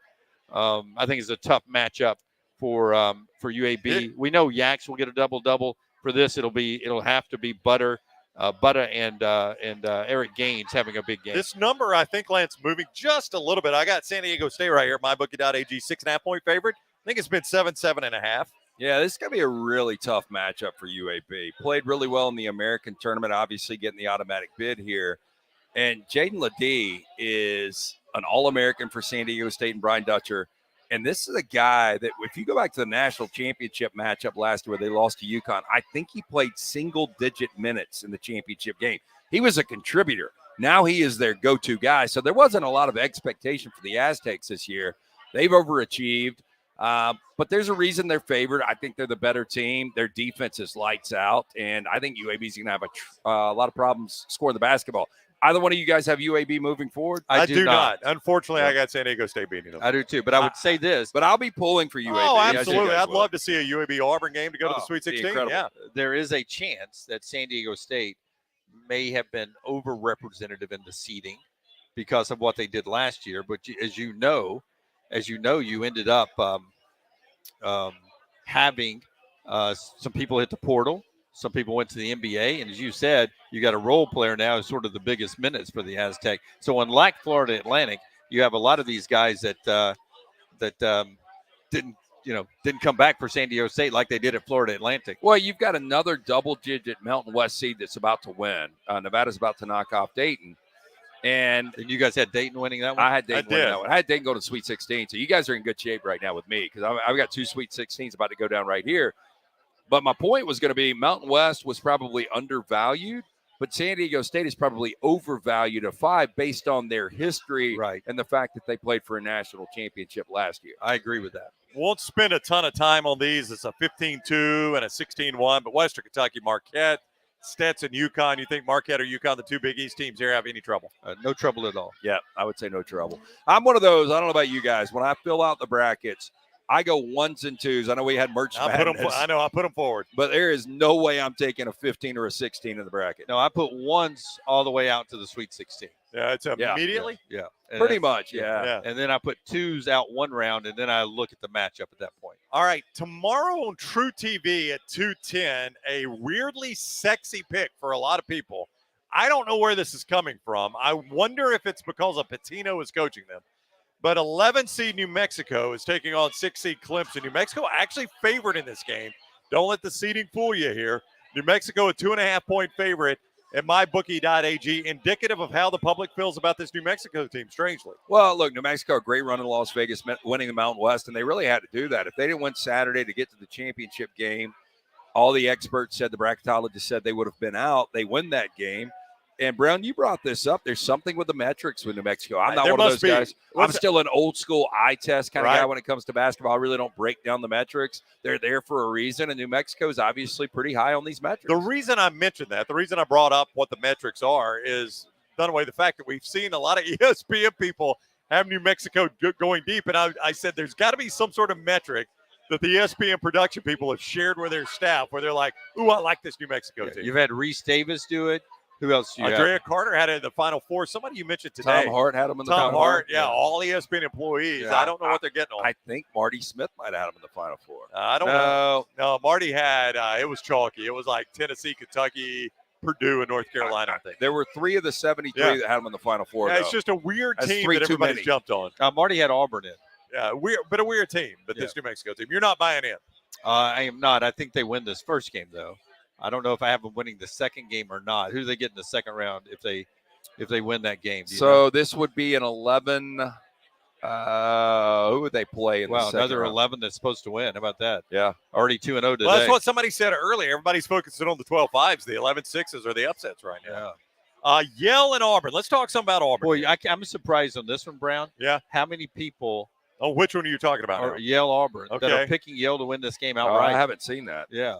Well, I saw that Bruce Pearl said that, or Steven said it on our show, and then I think Bruce said it.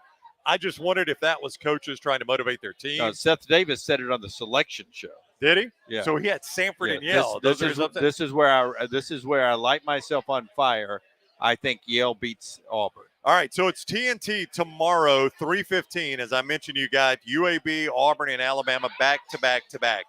Yale, Auburn. Lance, when the seeding came out, your immediate reaction was, I have watched this Yale team. That is a great draw for Auburn. Yeah, I thought it was a great draw. And maybe I was a little bitter watching Yale and laying the 7.5 against Brown. And they hit a last-second shot to win the game and ultimately get to this spot.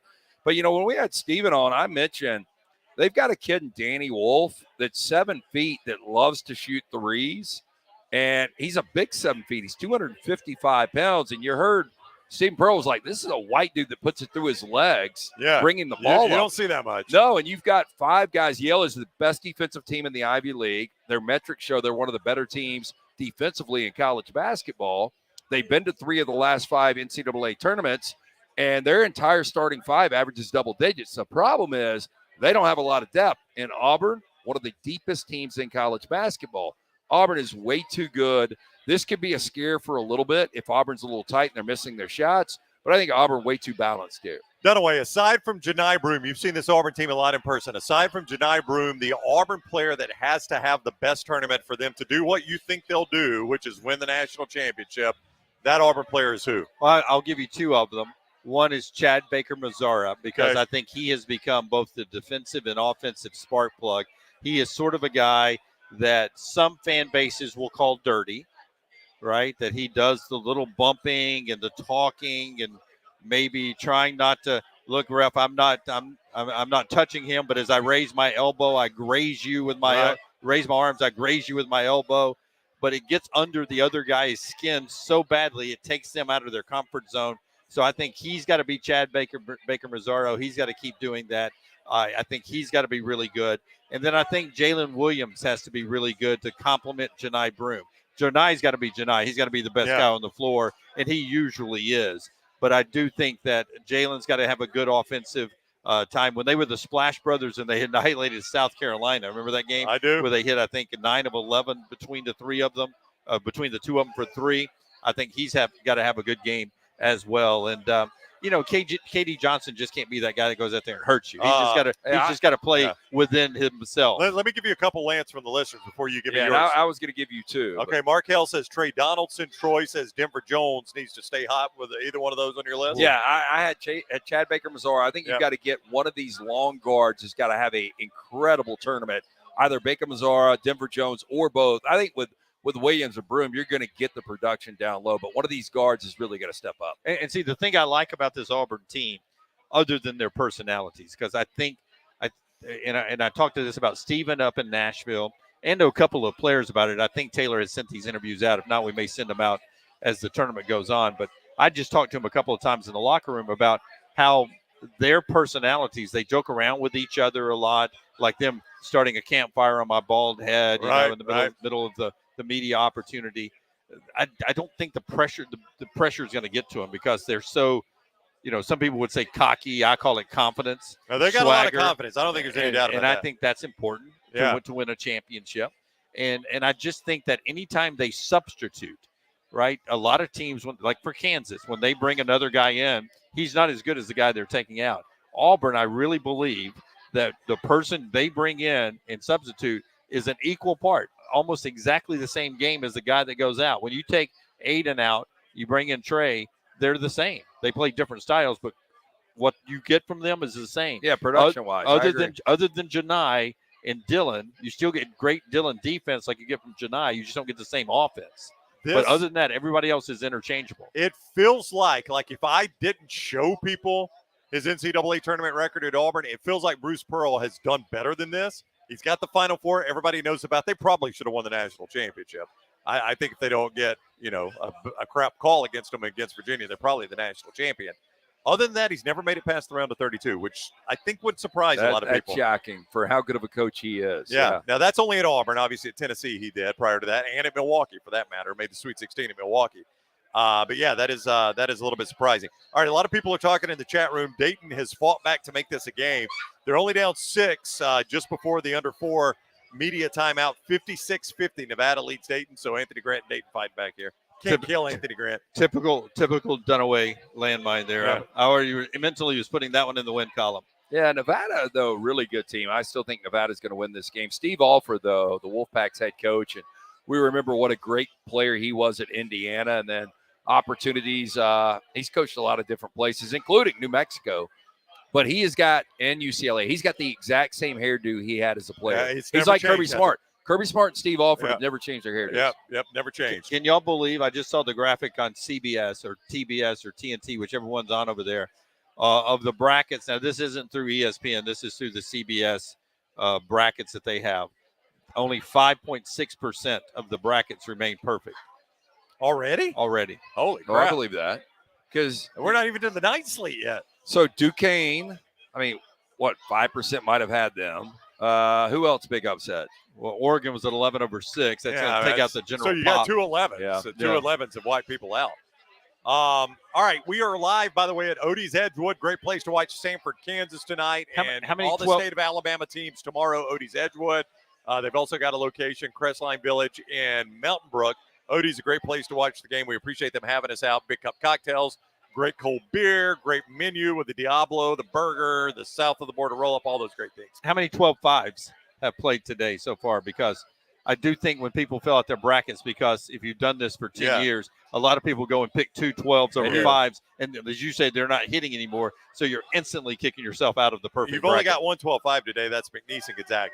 Yeah, so it hasn't gone yet. Yeah, so your other 12-5s are UAB San Diego State tomorrow, which we've talked about. Wow. You've also got a 12-5 in James Madison, Wisconsin, and then the St. Mary's Grand Canyon game, the late game tomorrow night. So we'll get to those in a moment. Dayton just hit a 3. It's 56-53. I do want to ask you about Colorado, Florida, another SEC team. Florida, one of the hotter teams in really the country at the end of the year, ended up playing for the conference championship at the tournament.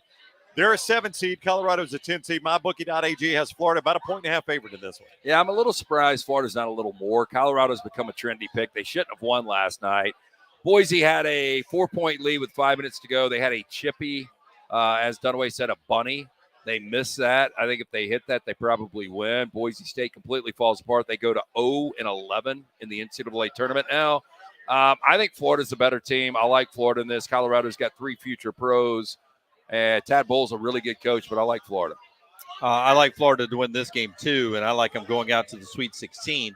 But you heard Brian Passink, Alabama analyst, on our show earlier today. They think the player that got hurt, what's his last name? Micah. The Micah, the 7-1. Yeah. He thinks that's a big loss like I do. I know the points and rebounds don't show it's a huge loss, but he plays a lot of minutes, and he's a big defender for them, big rebounder. I think that's ultimately the difference between them making an Elite 8 Final Four run and maybe getting bounced before that. But I still think they're a good enough team. March Madness here, 56-56 now. Well, what a comeback by Dayton. Yeah, but I think Florida's a good basketball team. I wish they were whole. I wish the kid had not gotten hurt. And I'd like to see this Florida team, the way they were playing at the end, as a whole, a group there, and what that would have been. But, I brought up Chuma Akiki, and when he went down for the Auburn Tigers, that was when it was devastation. There was no way without their best player they were going to make a run. And sometimes it galvanizes teams. They come together. Nobody is giving Florida any chance at making a little run in this tournament. And I still think they have a ton of talent, and they're well coached with Todd Golden. It's a very popular pick, Florida was. Yeah, remember when coming into this. Remember when back 58-58 and a foul, chance for Dayton to take the lead. Remember that kid went down 3 minutes into the game, and in the second half, with all the devastation of losing him and not being prepared to not have him, and your leading guard having 0 field goals in the first half. Walter Clayton, 0 field goals in the first half. They still in the second half got it back to 57-56 within 1 at 1 point against a dang good Auburn team. So even with the parts they have left, they did some good things against Auburn before they got blown out. Mr. B says Florida won't get past Marquette. I will say this, Shaka Smart, outside of that one run he made at VCU, does not exactly have an amazing NCAA tournament record. Oh, I think Todd Golden will outcoach him. Again, it's going to come down to the health of Tyler Kolek. Tyler Kolek is a special player that we haven't seen in weeks. You backed away off Marquette a couple weeks ago. You thought they might be the national champion. I thought they'd make a run, but when the brackets come out, you see matchups, and that's why I like that Florida. It came down to 2 teams I liked a lot at the end, Marquette and Florida, and I just like Florida and Todd Golden. You know me, once you meet somebody. Oh, I know. Yeah. You met Todd Golden. He's in love now. I met Todd Golden and Stephen Pearl and Todd I can Golden. tell you didn't meet Lamont Paris. I did not meet Lamont Paris. Or he asked you, he threw his keys to you and said, hey, park it somewhere good. You're talking about a lazy Lamont? Is that what you're talking about? He was taking a nap on your chair, your media chair. You're right. Landmine Believer says, Anthony Grant playing an entertaining game, WTF. Yeah. Alabama fans do not remember that era of basketball. I remember, 2 minutes ago, and it's 59-58. I do remember this era 100%. Hey, you know what I heard when I turned on my 4-box today YouTube? I heard the Country Bro. Oh, I know. Avery Johnson. Avery Johnson, yep. He's got the ball. Yeah. He's got to put it on the dad. He's got the ball. Another SEC game tomorrow night. Start the night slate on TNT. The Trev Alberts Bowl. New Texas A&M Athletic Director Trev Alberts playing his old team, Nebraska. Trev won't have anything to do with this game. Nebraska, a 1.5 favorite over this one. Texas A&M, Buzz Williams looked pretty good in that SEC tournament. How you feel against Nebraska? I mean, they have great guard play, and it's led by Wade Taylor IV, and when he's on, watch out. I don't know. Fred Hoiberg is such a good coach. I like Buzz. I think it's going to be a great game. I think it's a great matchup. That is a good coaching matchup, I think. Evenly matched. I've got Nebraska winning this game, but I don't feel good about it. My question about Buzz is why are they always on the bubble? Yeah, why are they always making a run at the end of February into March just to do what they're doing? You know what I mean? Yeah. Why can't they be this way all the way through the season? They're too herky-jerky at times. Vermont Duke. Any trouble for the Dukies in this one? I don't know. Either one of you guys, all right? Dunaway's wife and his money go to Duke. You're taking the Blue Devils. That's here, right. Grambling, Purdue. Purdue a 25.5-point favorite. TBS, 1C Purdue. Lost to a 16 last year. Not going to repeat itself history. I don't think so either. No. I mean, literally, I like Matt Painter. Nice guy. But if they were to lose this game, you got to get them off. Whoa. Whoa. How bad would this kill him if this is the regular show? No, you see what's going on there? What's going on, Dunaway? Somebody's about to switch the channel. Oh, is that what it was? This is the regular show. When I'm driving the show, y'all do this stuff all the time. I know, that's what I'm saying. Yeah, y'all do this all the time. I know. That's what I'm saying. You hate it. You just remember. I've done a couple of these intentionally. When you want to talk about something else, I've intentionally brought up something else. Okay. You remember this, so when we're in there tomorrow, you'll be like, oh, I need to stop doing this to Jim. Okay, that's what I'll do. Charleston, Alabama. Alabama, a 9.5-point favorite against the spread. Alabama 9.5. MyBookie.ag. I don't trust this team where they are right now to beat anybody. I think Alabama wins. I'm going to the Sweet 16. Yeah, but when I come out of the Zach Bryan concert, or when I go into the Zach Bryan concert, whenever that plays out, I'm not going to be shocked if Alabama loses the game. But I expect them to be in the Sweet 16. Was it Reese Davis on our show yesterday, or was it somebody else? It was Reese the other day when you said they move. Whoa. I just smells like an upset. Don't know. I mean, Charleston's a team that can score points. They average over 80 points per game. They haven't lost a game in which they've scored 80, and everybody scores 80 on Alabama. I really don't see a way they don't score 80. I agree with the way Alabama plays defense. I still think Alabama wins the game, though. Yeah. I think Alabama's got a great draw. I think they beat, whether it's St. Mary's or Grand Canyon. I think they're going to beat that winner. I think Alabama's going to play into the second weekend. And then, as you said earlier today on the show, at that point, this team has way overachieved what they should have done. I don't know if I go way overachieved, but I think I don't think you can be disappointed if you're an Alabama fan. I think if you make the Sweet 16, Nate Oates has squeezed a lot out of that. Yeah, you're going to be disappointed, yes. Yeah. Because you always are when you lose the next game. Yeah. But when you look back, you'll be like, hey, man, we were in the Sweet 16. 16 seed Longwood, 1 seed Houston. You guys don't see any trouble there. No, not at all. 24.5. Here's an interesting game. James Madison in Wisconsin. I know you like this Wisconsin team, Lance. CBS tomorrow night, 8:40. Wisconsin, a 5.5-point favorite over James Madison. I got James Madison. Oh, so you've got the upset. This is one of your 12-5 upsets. I think Greg Gard's a better than advertised coach.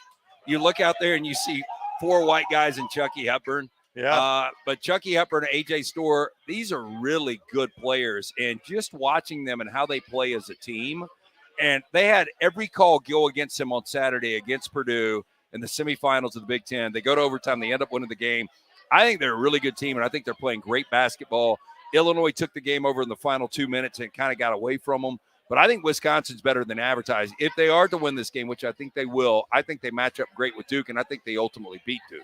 Yeah, Duke-Wisconsin will be a fascinating game. All right, so we're coming to the end here. Yeah, just to let everybody know. Yeah, so that update us here. Yeah, no, I was going to let you update them because I got to light my. Well, it's 61-60 Dayton. Yeah. Dayton's at the free throw line shooting 2. They hit the first end of it, so 62-60, 15.5 to go. Possession arrow is to the Flyers, and it looks like Nevada's got no timeouts left. So this is going to be an inbound, and you wonder what if they do hit the back end of this, will Anthony Grant pull a little time and foul? Probably not. The second free throw is up and good. I think he will. 63-60. That's a heck of a comeback by Dayton. Yeah, no, Nevada will too much time to foul. Nevada will look back at this and say to themselves, they have let one get away here. How much are they up? I can't tell Dayton if they've got 16 fouls. If they do, I don't think they're going to foul. But I maybe think there's too much time on the clock. They're up 3 right with 15.5 to go. There's a timeout.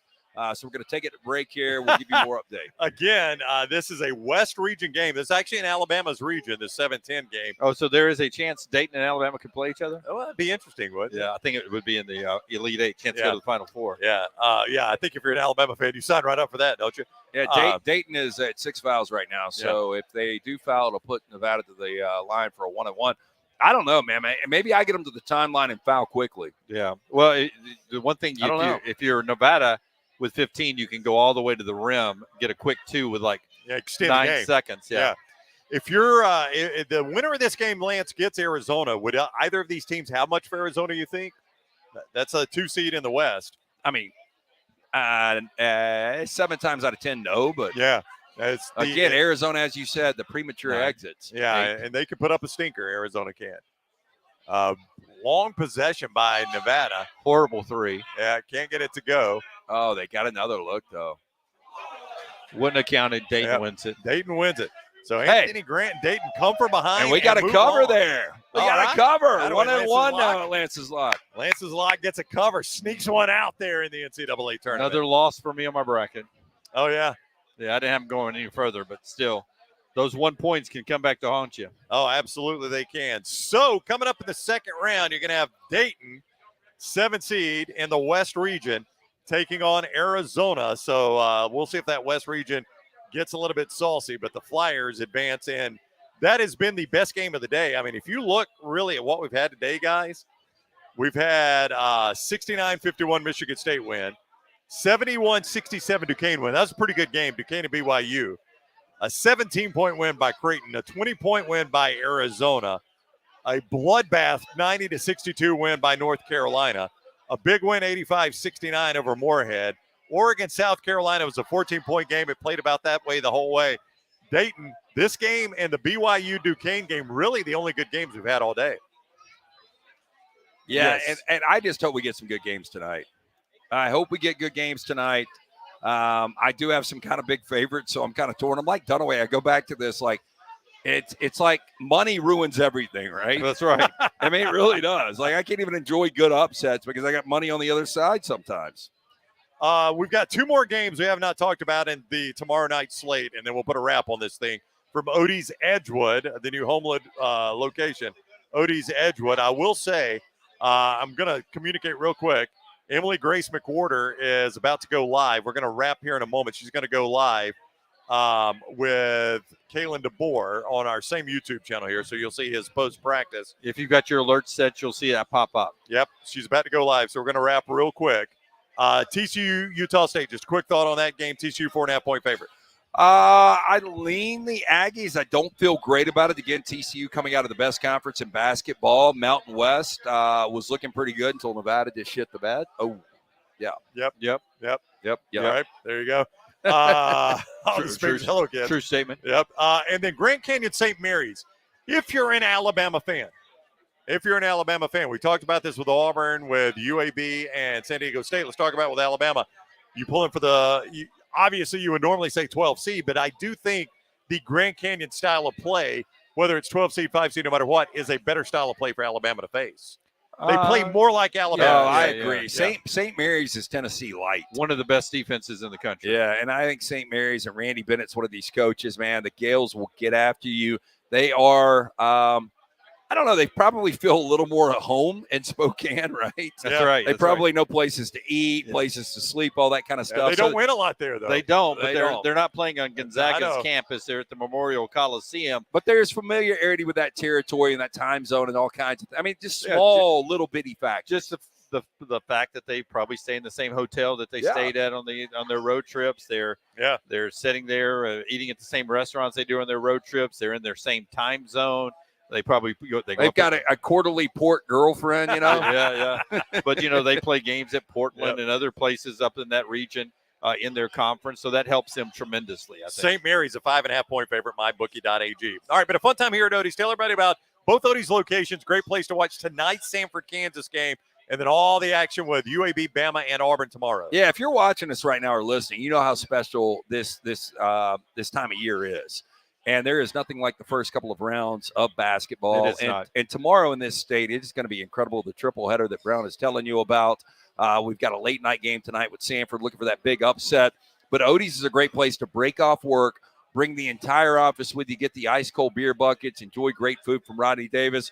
From a corn dog to delicious wings, burgers, Diablo sandwiches. You're going to love it. 2 locations, the one we're at right now, the newest in Edgewood, the OG, which is in Crestline. Get in and see Will Haver and that great staff, Otey's Tavern. All right, that's where you watch the games. We're back with you 9 to noon tomorrow, nextroundlive.com.